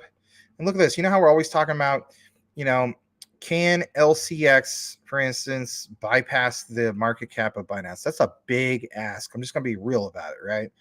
But if anything, we could hit half the market cap or even a quarter. So those are those particular scenarios. But you do have like a particular quant partnership and so on. And quant isn't a top number one coin yet, right? Key thing, yet. So like you see, maybe I can blow this bigger. Yep, I can. It says, show the price of A with the market cap of B. So in this particular box, you have LCX based on the current price levels. This was posted 8:55 a.m., so it's a little bit off, right? But not much. You see LCX right here, and then the next one, believe it or not, is Quant, right? The one they have a partnership with. This is LCX with the market cap of Quant. That's at $2.08. That's not too shabby. That's a 46.8x, right? Now, I think it was Brian Dowie mentioned in one of the comments. Yeah, he did. A lot of people were going to be really excited, of course, about the 10x when it comes to some of these. We are really even that much excited when it comes to what? Holding on for the 100x. So when we mention things like we can achieve some of these things, yes, I honestly see it. That's why, I get excited about some of these things. I know this is, don't get me wrong, this is speculation here, right? You got to be real about it. But are we too far off? I mean, LCX is very, very unique to say the least. So I don't know. I like to put things in perspective, give visuals of how that looks. And then if you ever want to play out some of these particular scenarios to kind of give you an idea of, what if this, is the market cap of that? All you got to do is go to marketcapof.com. So market, then cap as in CAP, and then OF, marketcapof.com. You can play out as many scenarios as you want. So have at it, play with it if you want. And if you find anything super interesting or a certain scenario that you want covered, we could definitely get into that. All right. Let's see here. We're approaching about roughly 2 hours. I know we're losing quite a few people, but it might just be people going to other shows. And I understand a lot of times there's other shows are streaming right now at the same time. And it's okay. We still have some coverage we want to get into. So, for instance, I'm going to get into a few more of the comments. You are welcome. Thank you so much. Rand says, Max, I want to call you the professor of crypto. To be honest, I learned a lot from you. You know what? You're not the first person that's called me that, but thank you for the compliment. The guy that originally started that, quote unquote, saying is Todd, aka, he is Common Sense Crypto, not Rich from Common Sense Crypto, the content creator. He's our own guy with that particular name. He originally called me that like maybe since last summer, maybe May, I don't know. But he's been calling me that for a while. I do appreciate that's quite the compliment. I will state this for the record. So I have a teaching background. So for instance, I first started I did some substituting as a instructor at my local college. I did that back in 2014, 2015. And then on top of that, for the local school district, I do teaching for them. I used to be, working full time. And also was a long-term sub for them and so on. I've also, I pretty much have to because I like the flexibility of that. But for instance, I taught social studies. Social studies is my main passion when it comes to being an educator and so on. But yeah,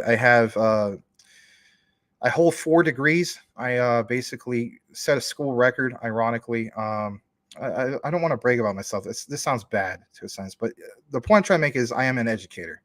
But yes, I do hold 4 degrees. I end up getting 4 degrees within 3 years and 5 months, basically. And it says school record. Nobody else did that. Held a 4.0 GPA, and I also graduated as valedictorian of my class. And that was back in 2015. I obtained my master's degree with I said my MBA, my master's of business, and I have an entrepreneurship emphasis. And I achieved that literally 1 year after I got my bachelor's. So I also hold an associate's in accounting, but I don't really go around bragging about that because accounting is just not my thing. I didn't go try to get my CPA or anything like that. But anyway, I just thought I'd tell some of you guys that because I don't know. It does get brought up sometimes that, people say, well, you're not really a professor. Well, I'll state this. When it comes to there's a difference between being a college instructor and a professor. So like, for instance, I could tell people, yeah, I used to be an instructor, currently like a teacher and so on, basically 5th and 6th grade. Cause I like teaching that particular, those particular kids and so on at that age range. I've done 7th and 8th, but when they get a little bit older, they're a little more ornery. But my thing is, as an instructor, it's like, people got to keep in mind the only way you are a professor is if you have a doctorate in that particular field and so on. Some people don't know that stuff, but now I'm technically not a professor, but I do appreciate the compliment. But I guess you could say, quote unquote, as high as an instructor. All right. Run states he's buying 0.7 quant after this live stream. My DCA for the month. Yeah, that's good. It's not about that you have to buy a full quant like right from the get-go. One of the key things is to have an entry point into it. So, you eventually, get some of the full quants, like you mentioned, DCAing.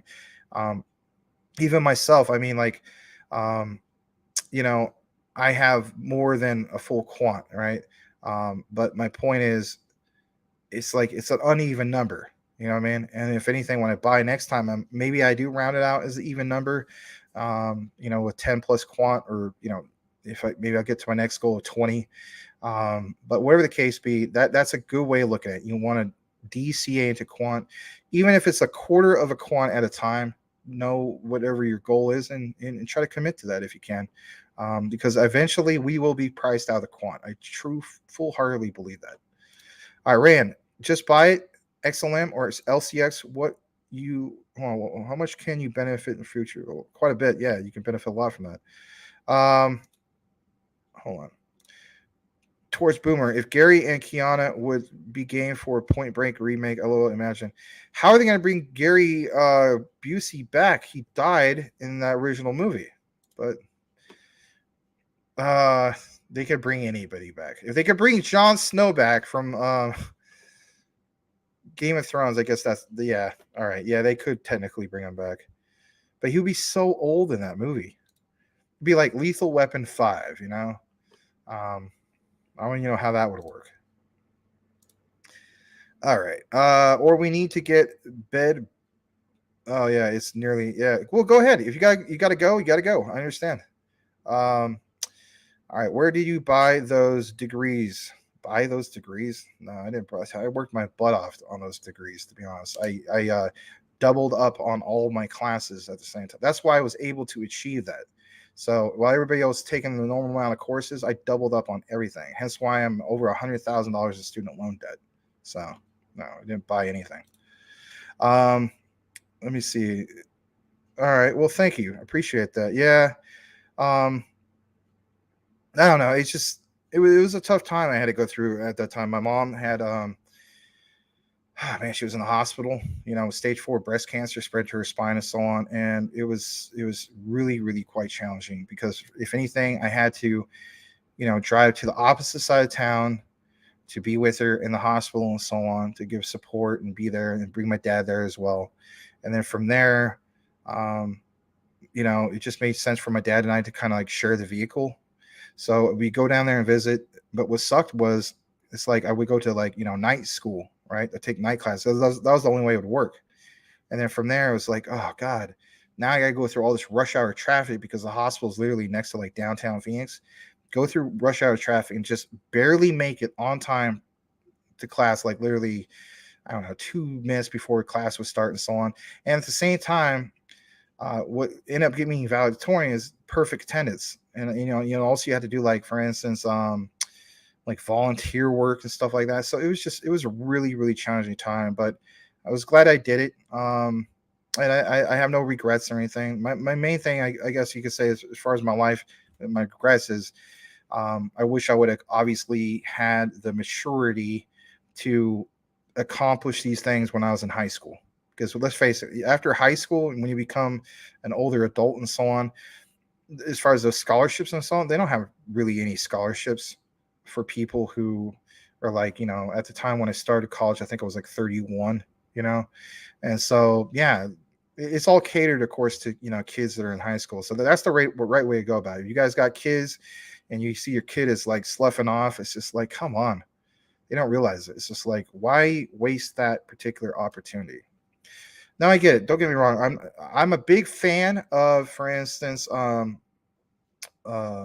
Mike Rowe, from that former show, Dirty Jobs. He nailed the head on this, and that is, our society for the longest time, I think even still, is so much focus on you have to go to college. You have to go to college, and it depends. Not everybody's going to become a doctor or a lawyer or anything, but there's a great big need for people to be able to, there's jobs that need to be filled, right? And this is a whole part of a bigger picture. I know I'm kind of getting sidetracked here, but there's a problem that we have in our country when it comes to there's so many jobs that need to be filled, and they're not being filled because, if anything, in our school system, right? And I've voiced this many times before, but in our school system, we have a problem in which it's this mentality that every single kid has to go to college, right? And that if they don't, then how should I explain? It's like there's jobs, obviously, like the trades, right? Why isn't Mike Rowe mentioned this? Why isn't our school system letting inform people? Because I mean, if education is information, why aren't we letting more and more of our kids know that, look, there's other things, there's trade schools and so on, and those are jobs that are in demand, like big time.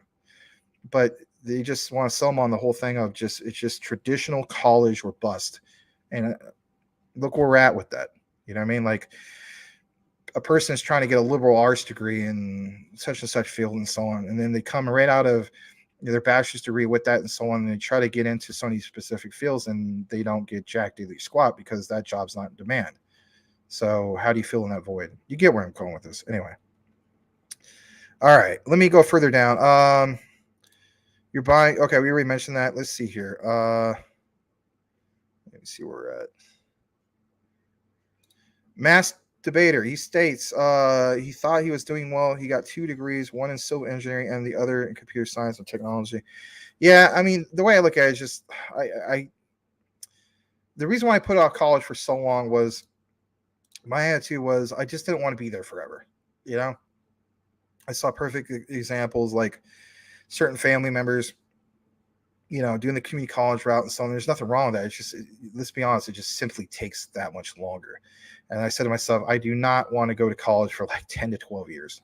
Like, I want to get this done. So I literally agreed to double up all my classes. As a result, it put me that much more into student loan debt, to say the least. But I'm glad it's done. But what I don't like is all the huge debt. But you know what? That's my responsibility. That's what I signed up for it. So technically speaking, that's the way it is. All right. Jon Snow would buy Quant for damn sure. Yeah. Joking. What are you talking about? I'm fine. I don't know. Maybe I come across that way. I don't know. sorry, maybe you don't agree with that. So, but yeah, I'm lightened up. Vrun, hey, same man. I had a rough and tough time as well. Basically it's this. It's text, right? So, how am I supposed to interpret your text? How it's hard to see emotion in text. That's why it's like if you're in a fight with somebody, I'm not saying I'm fighting with you, but like Larry's mentioned this to me. He's like, whatever you do, like if you're going through like a bad breakup or whatever, like you shouldn't text the person. You know what I mean? Because text can be interpreted in so many different ways. But yes, I am lightened up. Do you see me like yelling and screaming at you? No. All right. Vrun states, same man. I had to rough and tough time as well. My dad passed away in 2003. You were 15. And you and your sister both worked so hard studying and earning our degrees. Yeah, that was my thing. Like originally I just wanted to get just good grades, because what happened was originally in high school, I was like a half credit short from walking with my class. That was a long story in itself. I should have been able to walk with my class, but my teacher insisted I get an A in her class to pass, and I got an 89.99%. She went and rounded off. That's a long story. So as a result, I had to go to like summer school, and it broke my parents' heart because I wasn't able to walk my class. So by the time college finally came around, I said to myself, well, I want to make them proud. And if anything, I want to get good grades. What happened was my mom, she ended up getting cancer literally during the time of finals of my first module, if you will. And then I said to myself, oh, geez, like, do I drop out of college and put this off later? And she didn't want me to do that. So I said to myself, you know what? She didn't get to see me walk with my class. So instead of just getting like good grades, I'm going to strive to get like straight A's and become like class valedictorian and all those things. And she did get to live to see that. And it was a very, very proud moment, to say the least. But yeah, great job of your perseverance. That isn't even a word. Your determination to achieve what you needed to achieve. Sorry, it's getting a little late, and we're like literally over 2 hours in the show, which is my own fault. But it's also been a long day. All right, Bactron, knowledge being an inquisitive person, a student who inquires and deep dive on things is key, formal and informal education. All right, thank you for that. The mass debater, they want everyone to be chiefs and not encouraging enough to be Indians. I hope this is political. It's okay. I'm a type of person in which I'm not part of the old cancel culture type of thing. I'm just gonna be honest. I'm not offended by it and so on. I'm literally, oh man, I'm probably like almost every race of person in the world. I'm a very mixed mutt, if you will. Not every race. If you want to know specifics, I'll tell you right out. I'm half British American. I'm 1/4 Spanish, 1/8 Filipino, 1/8 Chinese. Little known fact. On my mom's side of the family, her grandparents, her grandmother was from mainland China. She married a Filipino who happened to be my mother's grandfather. Sad story. When Imperial Japan was doing their thing, they were part of a death march. They were murdered by Imperial Japanese forces during the beginning of World War II. So, and then on my other side of the family, we have, for instance, on my dad's side, a lot of our relatives and so on come from England. And if anything, back in the 1940s, his two cousins, Bob and Frank, actually served in World War II and helped liberate a couple Nazi concentration camps. So World War II has definitely affected our families on both sides, my mom's and my dad's. All right. But yeah, I would agree with that particular statement. You hope people get the sentiment. Yep. Edward Vincent, aka, this is our little inside joke, and that basically is, hey. He states, hey Max, happy Friday, sir. Happy Friday, everybody. Woot, you rock, Edward Vincent. Thanks, Edward. I appreciate that. I knew it was you immediately when I saw the avatar. Good to see you. Thank you for still coming to the shows and stuff, and I hope you're doing well. Mass debater. Damn, I'm just gonna say bro, because that's something I don't really say. I still don't know how to pronounce it. You said before, I don't know. So I'm gonna say, damn, bro, that's tough. by walk with your class, do you mean graduate? Yeah, that's what it means. It's just to graduate with the class. I mean, I had to wait. This was so stupid. I had to wait. Um, God, so the graduation was June. So I had to wait like basically like a month and a half for them to hand me the diploma. It's like, really, you cannot. I'm a half credit short. It was ridiculous. And what happened is I ended up moving back to Phoenix. So I was from Portland, Oregon. And so up there, it's like, they require like, I think it was like 24 credits or something like that. And then down here in Phoenix, it was like 22. So as soon as I came down here, I was like, oh, I have to technically enroll in a summer school program or whatever for a half credit. And I bumped into one of my old deans of the school, and he's just like, man, you've been through a lot. He's just like, you already went to 4 different high schools in, that he was like, the average person shouldn't even have to go to more than one high school while they're in high school. It was because all the moving around, and he's just like, you already have enough credits, here you go.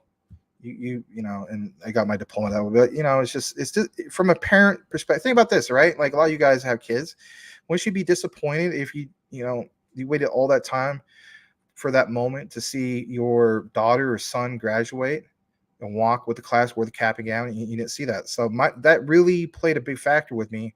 And so when I, finally graduated like college and so on, I was just like, not only am I going to graduate college with my cap and gown, but like, I'm going to do it with honors. I'm going to do, be valedictorian. I had perfect attendance. And that was so challenging in itself. I literally was in school sick, not sick as in like contagious sick, but I had walking pneumonia, right? So I was dead sick. But I knew that if I didn't keep up my perfect attendance, that I want to get valedictorian. That was something I wanted more than anything. Now I look back at it, it's like, it wasn't that big of a deal. But what drove me was because I wanted to make my mom proud, because I knew she was going through a lot. And I also remember that my parents, it meant a lot to them, and they were so disappointed because they didn't see their son graduate with his class. So we do a lot of things that kind of drive us to a sense, and another thing that drives me, believe it or not, is this whole crypto thing. To me, this is my meal ticket. This is how I create generational wealth. I have big dreams, just like a lot of us do. Little known fact, one of my big dreams, we all have exit plans in the future and so on. I probably still will be investing in crypto even when I make it, right? And that basically is, I want to create my own video game. This is something that I've literally been working on since, like 2015. I met with 2 different venture panels back in 2015, pitched them just like the show Shark Tank, right? You meet with, for instance, angel investors and so on, right? I pitched it. I had a proper business plan, all that good stuff. They went for it. The problem was they were too greedy. And I said to myself, if I split this among my dev team, it's literally going to be like making McDonald's wages. And I said, nope, my time will come in the future, but it's definitely not going to come at teacher wages. So when I got bit by the crypto bug, 10,000 turned to 120,000. And that said to me, hey, man, you need to research all the crypto you can, period. This is how you finally make it. Because, teachers, we simply don't make enough money. Maybe if I lived back east, like in Massachusetts or something like that, yeah, you better believe I'd probably, be making some decent money. But I don't live in Massachusetts. I live in Arizona, and we rank about second to last in the nation, right behind, or in front, I should say, of Mississippi.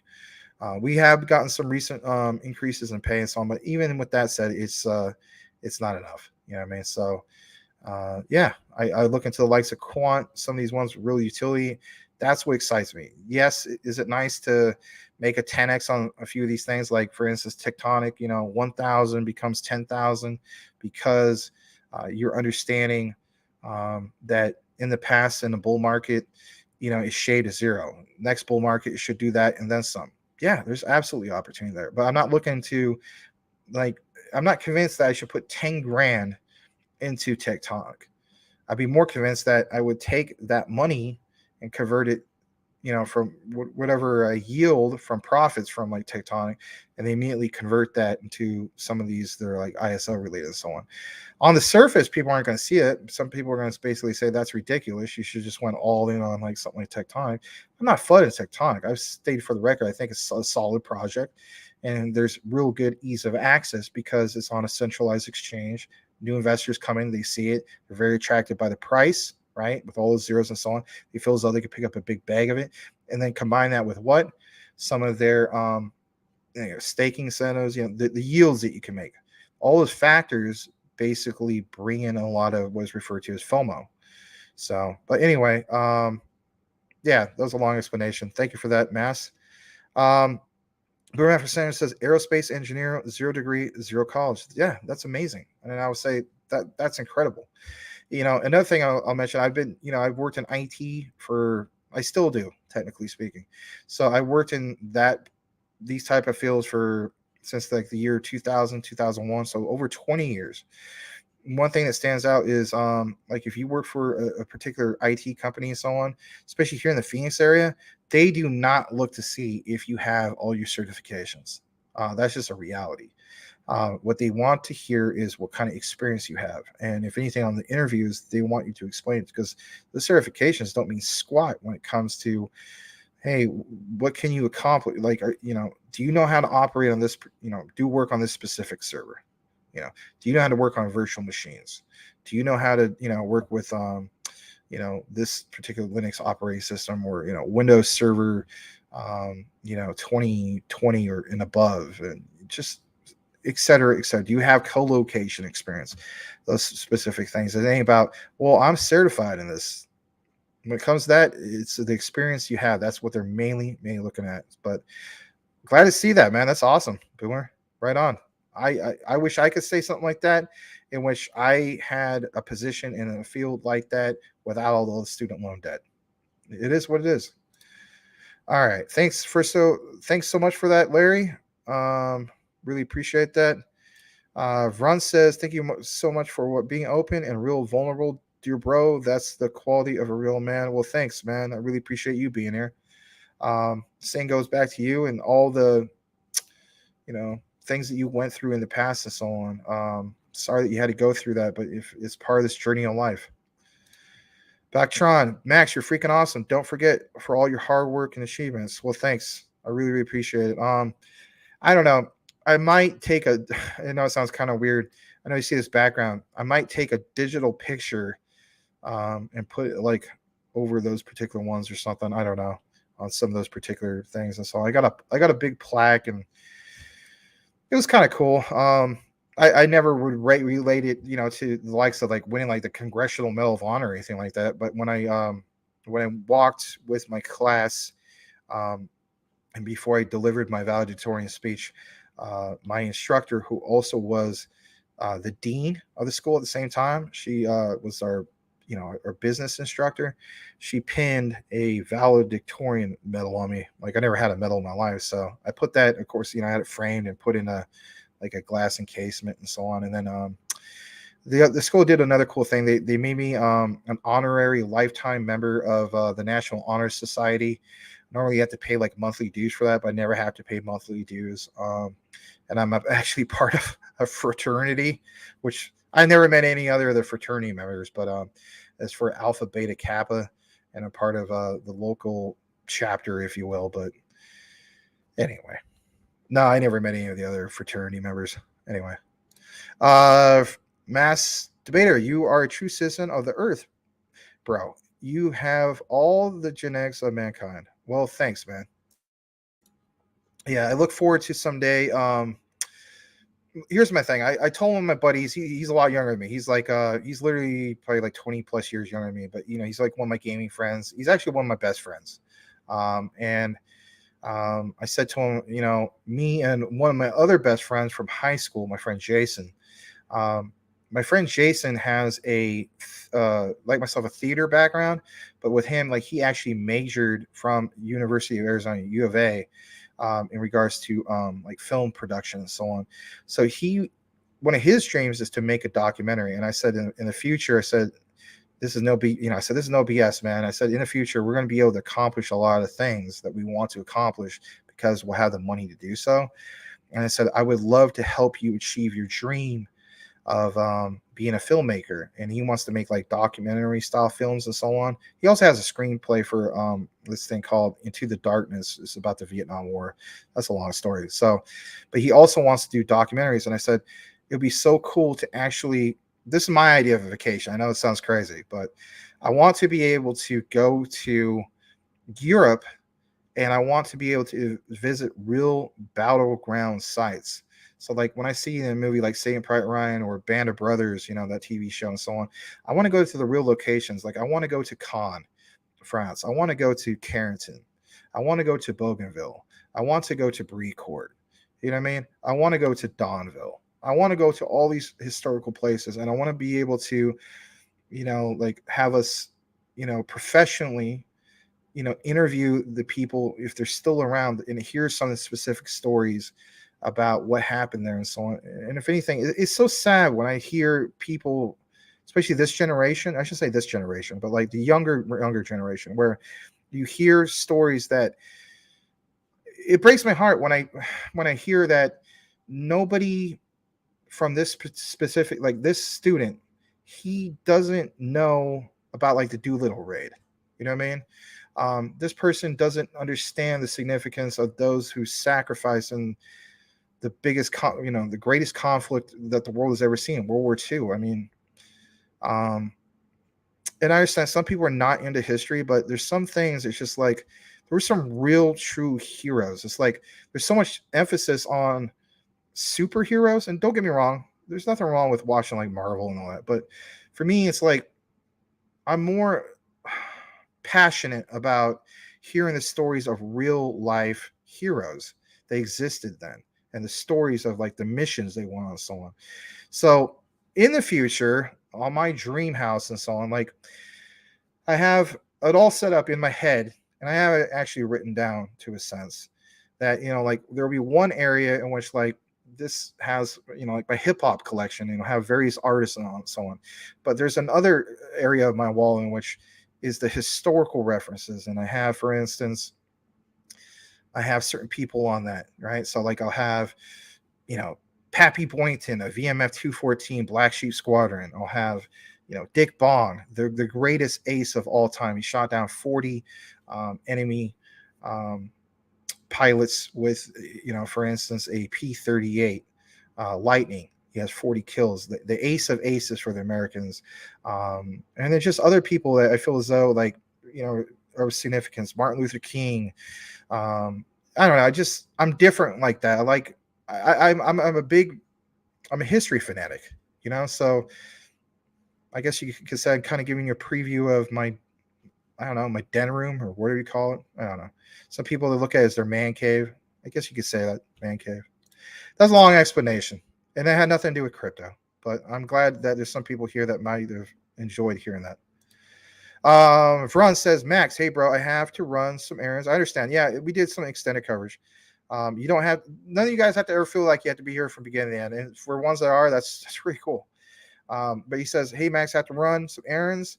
We'll surely join again for a live stream. We'll appreciate that. Tomorrow or whenever it's scheduled next, we'll come back with more research. Much love to you, brother. Same to you. It was really nice virtually meeting you. All right. Larry's right. We are live every night, 9 p.m. Eastern, 6 p.m. Pacific. Respect to all the teachers. Yes.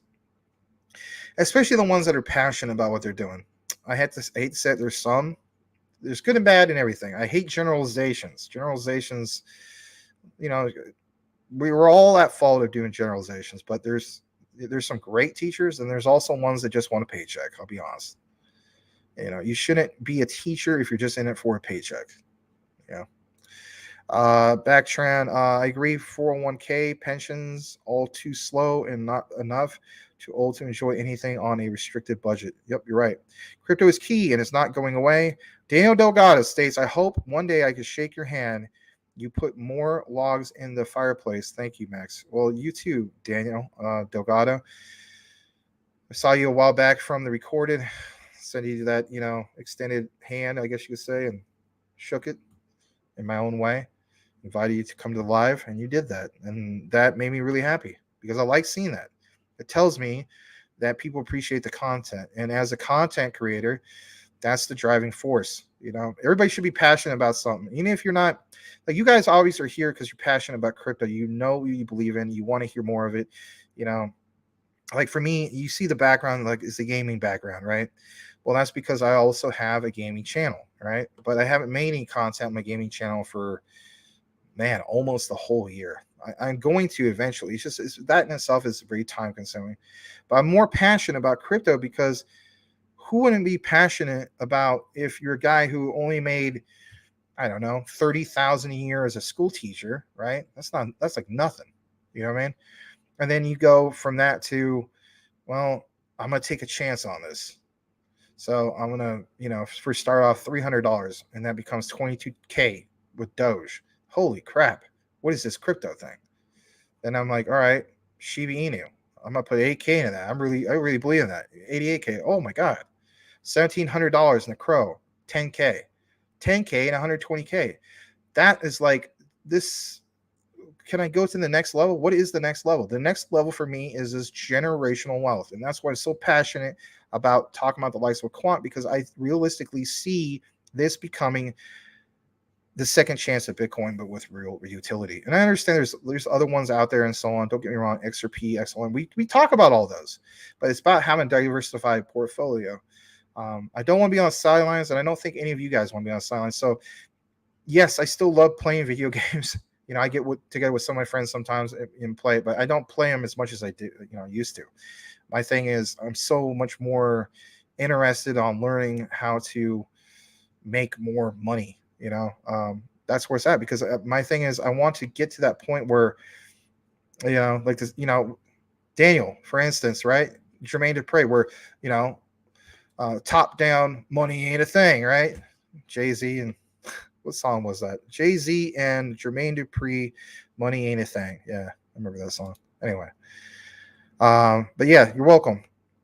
Mass Debater, not trying to get one up on you, but to show I appreciate some of the things you went through, because my father died when I was 7. Oh, shucks, I'm sorry. You had to quickly become a man to take care of your mom. I bet you did, and your younger sister. Jeez. Sorry to hear that about that, man. I don't even know how old you are, so on, but whatever the case be, I mean, we've had some stories of some people here from our community explaining about like some things he went through. I think even Tim Shea, was mentioning, if I'm not mistaken, with his mom years ago and so on.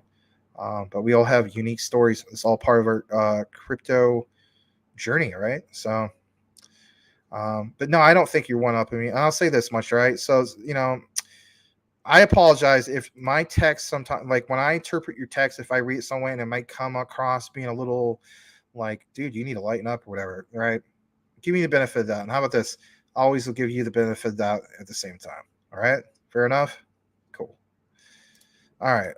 Zavin and Lil Gav. Hey, I saw you from the comments on a recording. Good to see you back. Quant and XLM all day. Thank you, Zavin. And shout out to Lil Gav. It looks like you guys, kind of like Brandon Dowie, he has the picture of his son with him. All right. Mass Debater states, that's deep. That's something we can cultivate for the future. Thank you. River Runner, good to see you. I don't know if I have seen you before. Maybe I have, maybe I haven't. I want to welcome you. River Runner states he's been to Normandy and other battlefields in Europe. Oh, man, that's awesome. That is awesome. Shout out to another person who appreciates history. That's my thing. I really look forward. That's just like one of my dreams. That's like it's a dream vacation to a sense. I mean, yeah, we will be filming a lot of it. So, I said to my friend Jason, like, what would technically be, because let's face it, I said, if I'm helping funding this, and I am, like, I was like, I'm looking to put like, I don't know, 500,000, $1 million or something like that into it. Cause he's my best friend and that's his passion. And if I could help him, I'm going to help him, I know this is way out in the future, but, I said to him, I said, like, it'd be so cool to not only just be there at these particular places, but as part of the vacation, if you will, it's just, walking through the town and experiencing some of the food and the people and so on. It's really cool, personally. Anyway, Larry states, hold on. I have game-changing news for Max and the network after the show is. Oh shoot! Oh my bad. Brittany, games are fun. Good to see you, Brittany. Always looking nice. And I always thought for some reason that said like New York or New York, but he says pink. I believe you. All right.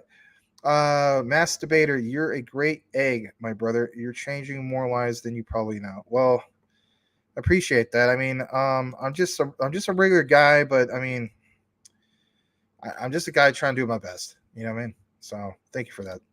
All right. You say Mass debater says he gave up video games. They're too much fun, take up too much time. Yeah, but also I miss that because my thing is I miss being able to have friends come over and just enjoying our time together. Where it's we enjoy like some good food, talks, gaming it up and so on, and then find a game that we all enjoy and so on. Little known fact, look it up for yourself. My all-time favorite video game is a game called Hogs of War. It's a very, very unique game, and if anything, there's like a cult following. It's a 3D turn-based strategy game. Every single time your character would take a turn before they would, or when it was your turn, he would say something funny, and then from there, he would, for instance, like let's say you're gonna shoot a bazooka across the map at somebody or a mortar, then he would say something funny about what he's gonna do. You have to look into it. It's such a unique game. I'm looking to create like a 3D turn-based strategy game based off of that. That game was one of a kind, I should say. The only game that comes close to that is Worms. If you ever played Worms, or if you ever played Hogs of War, you know what I'm talking about. Hogs of War blows it away. All right. Dan Delgado says good song. Yeah, it was not bad. Mass debater, got my own family now, and I'm in my late 30s. My experiences really made me the man I am today. Enjoy life as much as you can and smile a lot. It helps to stop the aging process. Well, good to know. I'm glad to hear. Thanks for sharing that. Me personally, I'm 41. So yeah, born May 12th, 1981 to be exact. And I always see on camera sometimes where I'm like, you know what? I need to trim this up again, and I need to color it in because it gets too white and I don't like it. But teaches on. So hopefully, maybe soon you guys will see where I get it all nice and black again. But you know what? I don't like the maintenance. I'll have to say that. All right. Brittany says the one actually says love pink. Oh, love pink. So that's maybe where, okay. That's where I'm thinking it says like, York, but it's not saying York. It's saying it backwards. It's saying love. Okay. Now that makes sense. I was like, where's the pink part? I don't see that. Cool. All right. Wow. I don't know about that. Oh, really? Huh, that is correct. Huh. All right. Daniel Delgado states, in a couple years, you and Larry can take a ride on a yacht fishing for red snapper and some fresh vegetable pasta with Alfredo sauce. Yeah, Alfredo sauce is good. I'm not a big fan of red tomato sauce. Just be honest, to the exception of if I'm making spaghetti. But if you pour a bunch of like red, like I'll put it this way, I don't like marinara to like on everything. All right, so in some ways I do like with spaghetti, but like how do I explain this? So, yeah, it's just like if somebody has, for instance, ravioli like in a can, I don't like all that red sauce all over it. It's just I find it disgusting. Um, when you go to a pizza place, right, where they like Pizza Hut, they'll say, "Would you like to have you know some of this marinara?" I always exchange it for like ranch or something like that, or just I don't know. I like ranch over marinara. Anyway. May is 71. Okay, cool. That makes sense because I mean, some of the you did share, for instance, if I'm not mistaken, maybe you serve in the Persian Gulf War, Operation Desert Storm. If I'm not mistaken, I could have sworn. I know you and Selma Fudd. I know Selma Fudd basically served in that. So you love hoodies. All right. Well, they look good on you, Brittany. Daniel Delgado, wow, Worms, banana, holy bombs. Yeah, you played Worms. That's cool. Well, you gotta play Hogs of War, man. You will never play Worm. You'll never prefer Worms over Hogs of War. Hogs of War is amazing. I'm not a big fan of ketchup either. I don't mind it once in a while. Like if you have a really good French fry, maybe I take a little bit of ketchup. But yeah, I'm not really a big fan of ketchup. You're right. Thank you. Masturbator, got to get my beauty coma now. My family is nearly, yeah, no problem. Totally understand. This is extended coverage. You guys got to go do what you got to do. Go do what you got to do. All right. Boomer F it sooner. Yes, sir. That is correct. That I do. All right.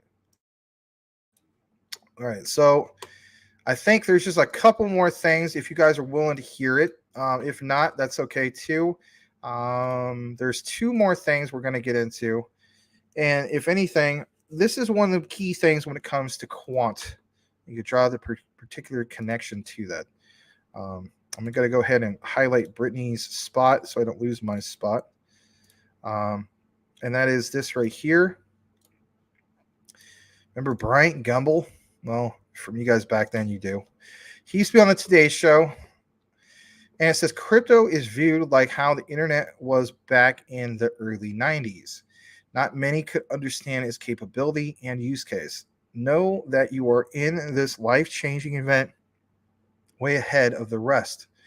XRP will dominate the world just like the internet did. People in 1994 looking at an email address for the first time. Now, here's one of the key takeaways from this. I look at this kind of like that was the era then. I'm looking at what we're going into with when it comes to these utility tokens, or for instance, CBDCs, or Ripple's on-demand liquidity, or what Quant solves at scale that nobody else is doing. But the era of Web3 and the evolution of Web3, that should be your key takeaway. Because how do you put real, true value on that? And if anything, when you get into this particular video clip, it gives you a perspective because you could base it on the past. Because we were at a time in our lives, especially back then, I was basically 12 years old or 13 years old. I was basically 13 years old when all these new technologies were coming out. And people were like, like the Postal Service was basically saying, email, how are we going to charge email? You can't be charging people for email. That's, to a sense, email is decentralized, right? So there was that wave of getting from these particular technologies, and again, the implementation of those technologies, and then from there have that massive wave of adoption. Obviously, it really took off. Email, internet, everything, right? How do you apply that to the likes of where we're going with these particular digital assets that we hold? So here we go. A ring around it? See, that's what I said.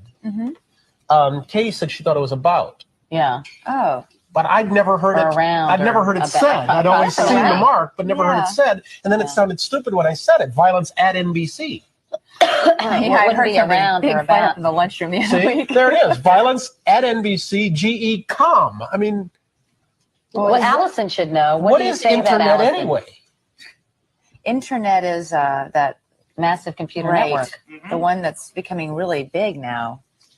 What do you mean? That's big. How does one? What do you write to it like mail? No, a lot of people use it and communicate. I guess they can communicate with NBC writers and producers. Allison, can you explain what internet is? No, she can't say anything in 10 seconds or less. Allison will be in the studio shortly. What does it mean? It's a giant computer network made up of started from. Oh, I thought you were going to tell us what this was. It's like a computer billboard. It's not an. It's a computer billboard, but it's nationwide, and it's several universities and everything all joined together. Right. And others can access it. And it's getting bigger and bigger all the time. It came in really handy during the quake. A lot of people, that's how they were communicating out to tell family and loved ones they were okay, because all the phone lines were down. I was telling Katie, but you don't need that. You don't need a phone line to operate internet. No. All right. A blast from the past, to say the least, right? And it's really nice to, go back in time, if you will, to reflect on how the world looked at things, because you can apply those particular outlooks to where we're at in the world right now.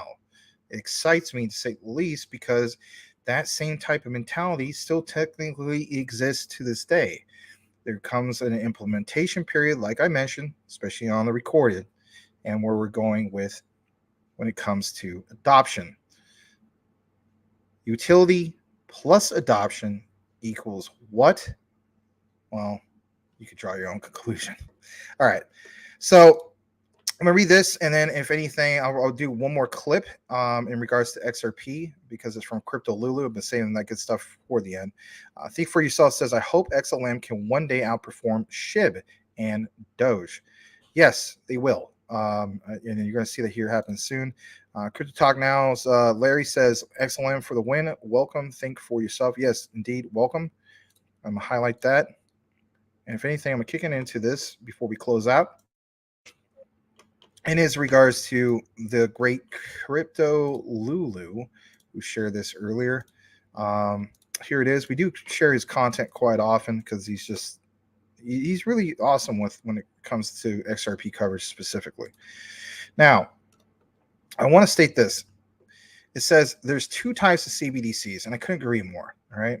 So it says, for instance, watch his particular YouTube video for complete overview if you choose to do so. But it gives you a kind of like a brief thing here.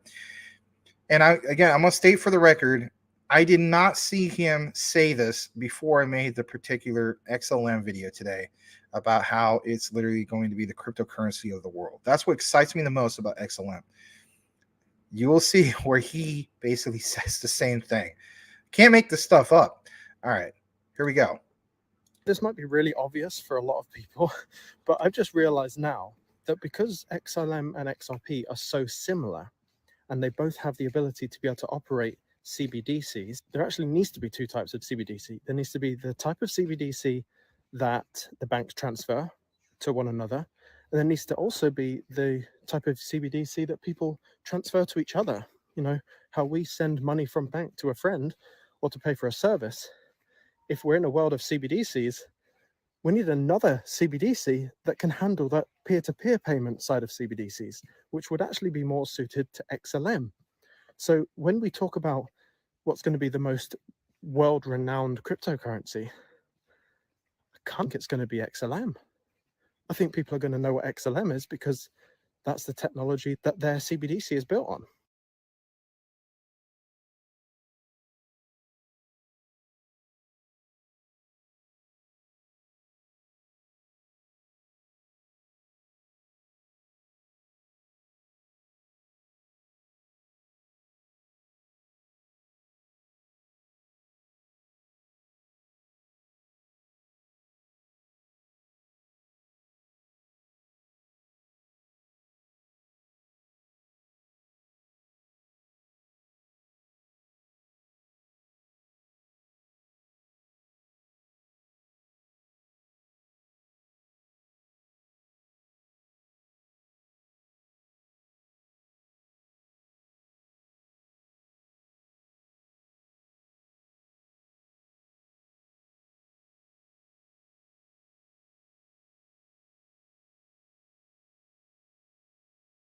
Yep, I'm muted. Sorry about that. Yeah, if I see Larry calling, I was muted. Sorry about that. All right, so this is Rosie Rios. She is the 43rd Treasurer of the United States and current board member of Ripple. And basically speaking, she gives this particular statement on why she thinks why businesses and governments should be working together to create a more growth and benefits. I'm going to go ahead and play this, and we'll be right back here in just a brief moment. Here we go. I'm Rosie Rios, former Treasurer of the United States and current board member of Ripple. What I like to talk about is really kind of this intersection between government and innovation. Certainly coming from the Bay Area, born and raised in Silicon Valley, I've seen a lot of change over time. And what I love is the conversation is really starting to happen in a constructive way where I think we as a region, we as a country, and perhaps we as a globe could really think about the future of fintech and who the stakeholders are and how we can make this effective for everyone. So when you think about growth, it's not just kind of GDP growth, which of course is a big part of the economy, but it's also where new growth comes from. And that usually comes from, certainly lately, in technology and innovation. So I think the benefit of why business and government should be working together is, again, providing that level of certainty for further expansion, further growth, and certainly more jobs for the economy. So blockchain is here to stay. It's not going anywhere. And so it's not just how to facilitate commerce. There are other applications, whether it's NFTs whether it's, selling real estate, whether it's, any type of financial ledger that can be recorded for posterity's sake. This is here to stay. And it's important and incumbent upon the government at every level, whether it's local, whether it's state, whether it's national, to really give some thought as to how those applications are going to benefit them and benefit everyone. But I think what's most important is, what are those guardrails? What are those tracks that we can lay down in order to move forward in a way that really blazes the trail for future growth and future opportunities that we don't even know are there yet? All right. So of course, I'm going to apologize for the brief muting. I had the wrong button clicked. Apologize. But shout out to Salamander, the XDC commander, and Quant commander for that matter. Rosie Rios rocks with XRP. Yes, she does. It's nice to see somebody who actually has experience with the government. In this case, the U.S. Treasury, the 43rd Treasury of the United States, be on board with Ripple. She does rock, and you rock for the $2 super chat. Thank you very much, Salamander. And if anything, I'm going to go ahead and read the rest of these particular comments. And then I think there was one last thing I was going to do before I wrap up the show, actually. I didn't even know Cody Core was here. Cody Core, good to see you, man. Thank you for joining us. Rosie for the win. Max pulled a Larry with no audio. Yeah, just briefly, but then he was on top of it. He called me. So when I saw that, I knew something was up. So it wasn't too long. So literally, I'm looking at the timestamps. Let's see here. So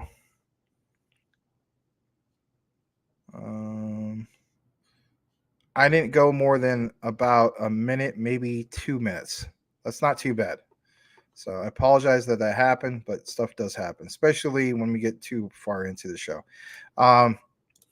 Max pulled a Larry with no audio. Yeah, it's bound to happen. I don't know. Maybe in the future we experience with different streaming platforms, like maybe Streamlabs or something like that, in which maybe gives us a better notification. I don't know. All right. What I want to point out real quick before we, again, wrap up the show is this right here. It is in regards to coin market cap. We want to recognize what's going on with the market. We used to start things off from the beginning of posting this, but I just thought, so many shows do this. And if anything, from my experience, I noticed sometimes you kind of lose some people, unless there's like some hot news, something going parabolic or whatever the case, right? So here's what's going on the 1 hour for the top 100. Not much in regards to that. Sandbox is up, which is good because I do own Sandbox, but I came in at too high of a price. We do see Lido DAO up 13%, ETH Classic 11%, Optimism, I forgot who it was. Somebody used to come in here all the time and mention them specifically. But yeah, Sandbox is definitely standing out. Axie Infinity a little bit. XDC is even up. It's up about 4%. Phantom with an F about 5% and so on. Engine coins, but it's kind of consistent to see this. So you see Engine, you see, for instance, Axie Infinity, Decentraland, and Sandbox. Now, why is that? Well, I'm thinking maybe in tomorrow's research, I'm going to try to see what's going on with that specifically. Is it more adoption for Metaverse finally?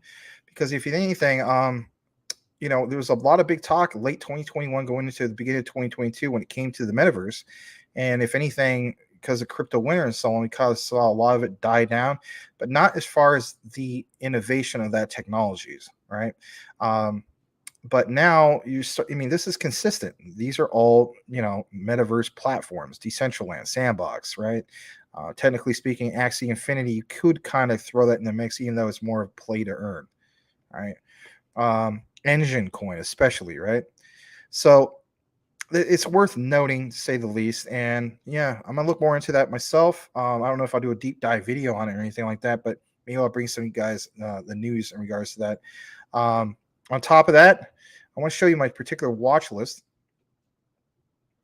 And on this, let's take a look at the 1 hour chart just briefly. Bonk is up 7.26% on the 1 hour. Now I know that There's a few particular content creators who are talking specifically about Bonk. I don't know if it was this morning or afternoon. I don't know if I think Rodney basically did a show about this earlier today, if I'm not mistaken. Other content creators and so on. But it's interesting to see this up about 7% on the 1 hour. So maybe you guys could tell me what's going on with that. But I'm going to show you guys my 24-hour chart. I actually need to take Captain Emu off my list. But anyway, Gala. This got mentioned earlier today by somebody from our particular audience. And if anything, now you guys got me sweating this. Hopefully I'm sharing this in a way. Yeah, okay, good. I don't want to be muted. But Gala, right, is up 29%. That's really, really significant. Here's the thing. About roughly a year ago, ironically, right, a little over a year ago, right, so the end of 2021, not 2022, end of 2021, Gala had that really, really nice pump where a lot of people saw this up past 30 cents. Let's see if my memory serves me right. I'm pretty sure on this. So on Gala, I don't know. Is it Gala or Gala? Tomato. Yep. Okay. So it was, yeah, I remember, for instance, it was November. So maybe it was October. I was thinking it was 30 cents. But I remember seeing it went from 30 and then went all the way up. So it was well past 30 cents. So we saw all-time highs at 74 cents. My attitude is, even that this thing is pumping, so I'm probably going to wait for a relief. But there's always these particular ones that's like you need to have, or you should. I'm not giving you financial advice, but me personally, I'm just looking at it from the perspective that in a bull market, this might be a one that I maybe pick up a little bit. But at the same time, what one has is going to have more of a higher yield. All right. So if this goes even exceeding past all-time highs to 75 cents or 79 cents, I'm looking at perspective of like, well, ALBT seems a little bit more attractive to me in the more longer run of things. XDC, some of these other ones, right? HBAR, and they're all around this particular price range, right? The 2.5 cent, 3 cent, 4 cent price range. So if you're on limited money, then of course there's that whole issue.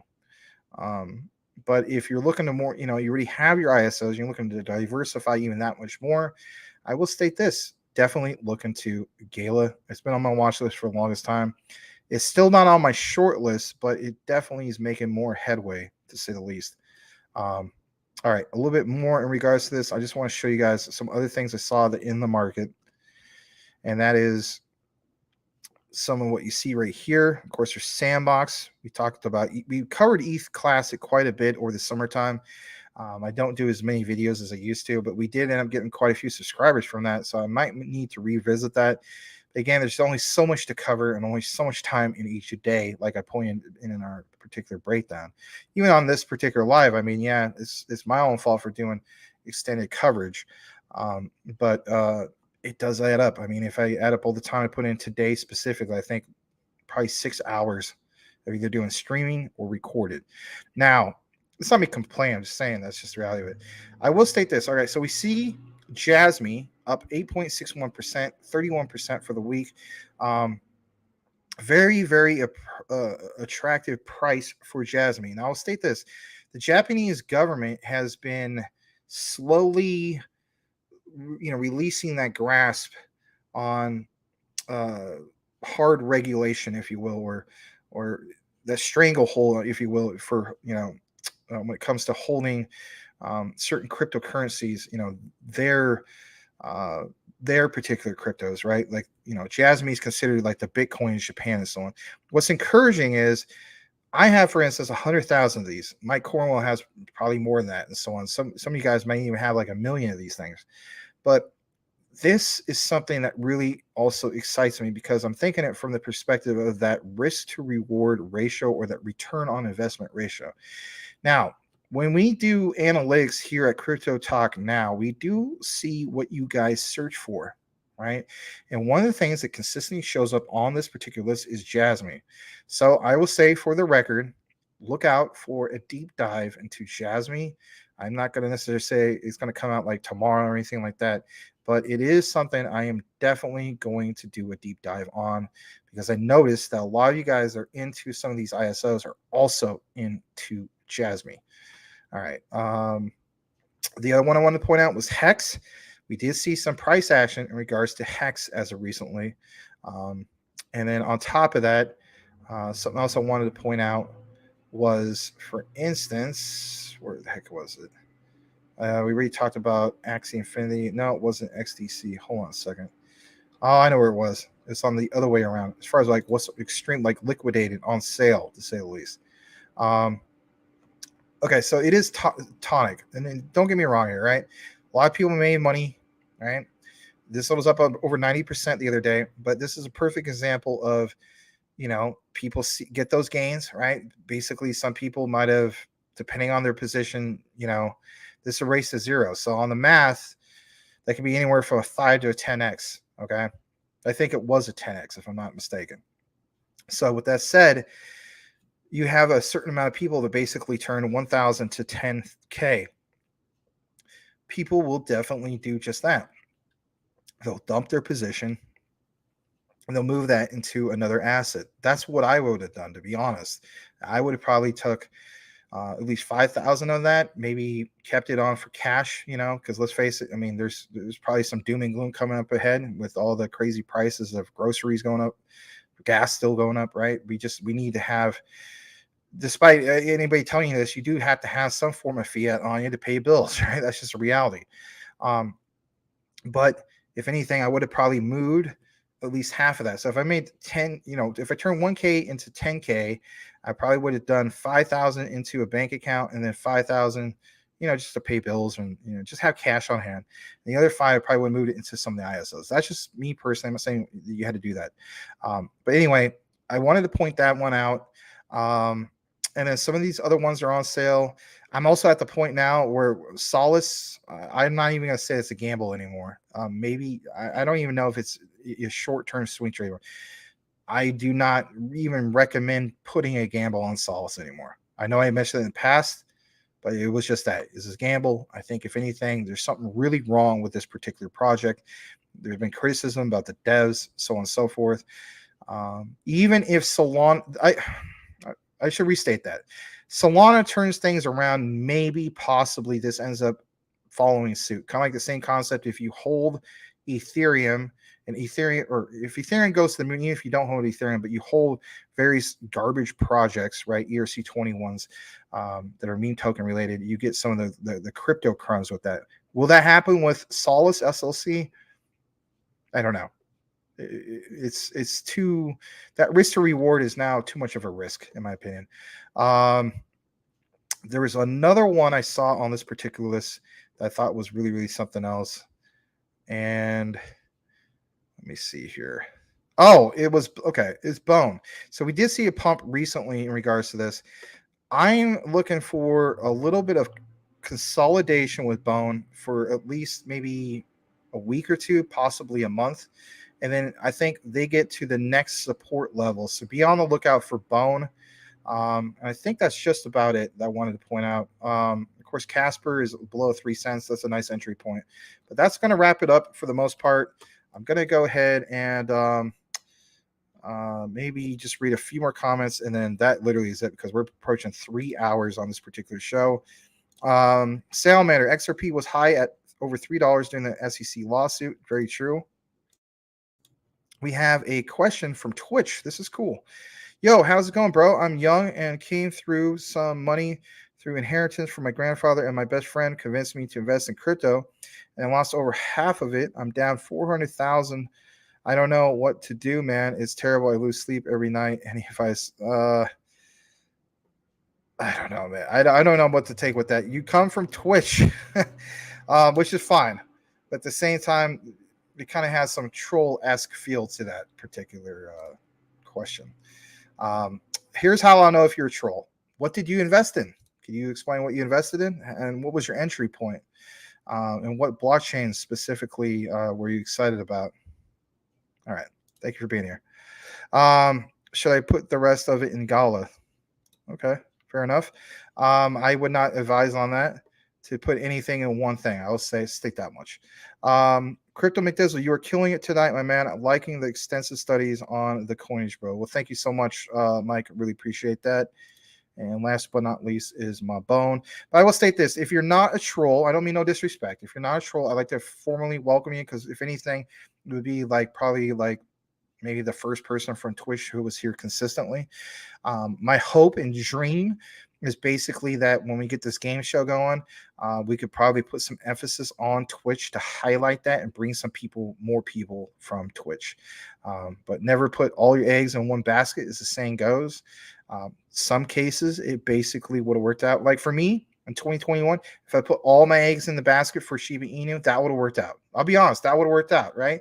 Instead of me having 8K and turned into 88K, I think maybe I would have been worth $500,000. But that is just, that is not exactly the best way to go about things. You know what I mean? Because that's, again, too much of a risk to reward. That would have been more of a gamble, and I don't want to gamble. Some of the stuff we do gamble on, but anyway. All right. Mabone, Tim Shea, Maximum Max. Yes, thank you so much. All right, so we're going to close things out. Thank you so much for being here. To each and every single one of you guys, really appreciate all the love and all the, active comments you guys have been bringing, so on. Some of you guys are even sharing our show, sharing our channel. Shout out to Tim Shea, who's been sharing it with, what's her name? Eva, I forgot her last name, the drop dead gorgeous, like I'll literally go to hell and back for this particular woman. Crypto content creation person.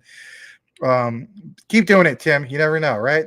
So guys, be on the lookout for more recorded content. Look out for Larry's new recent videos. Support our brother Larry. And if anything, we'll see you in the market tomorrow, 9 p.m. Eastern, 6 p.m. Pacific, for more Crypto Talk Now. Over and out, everybody. We'll see you.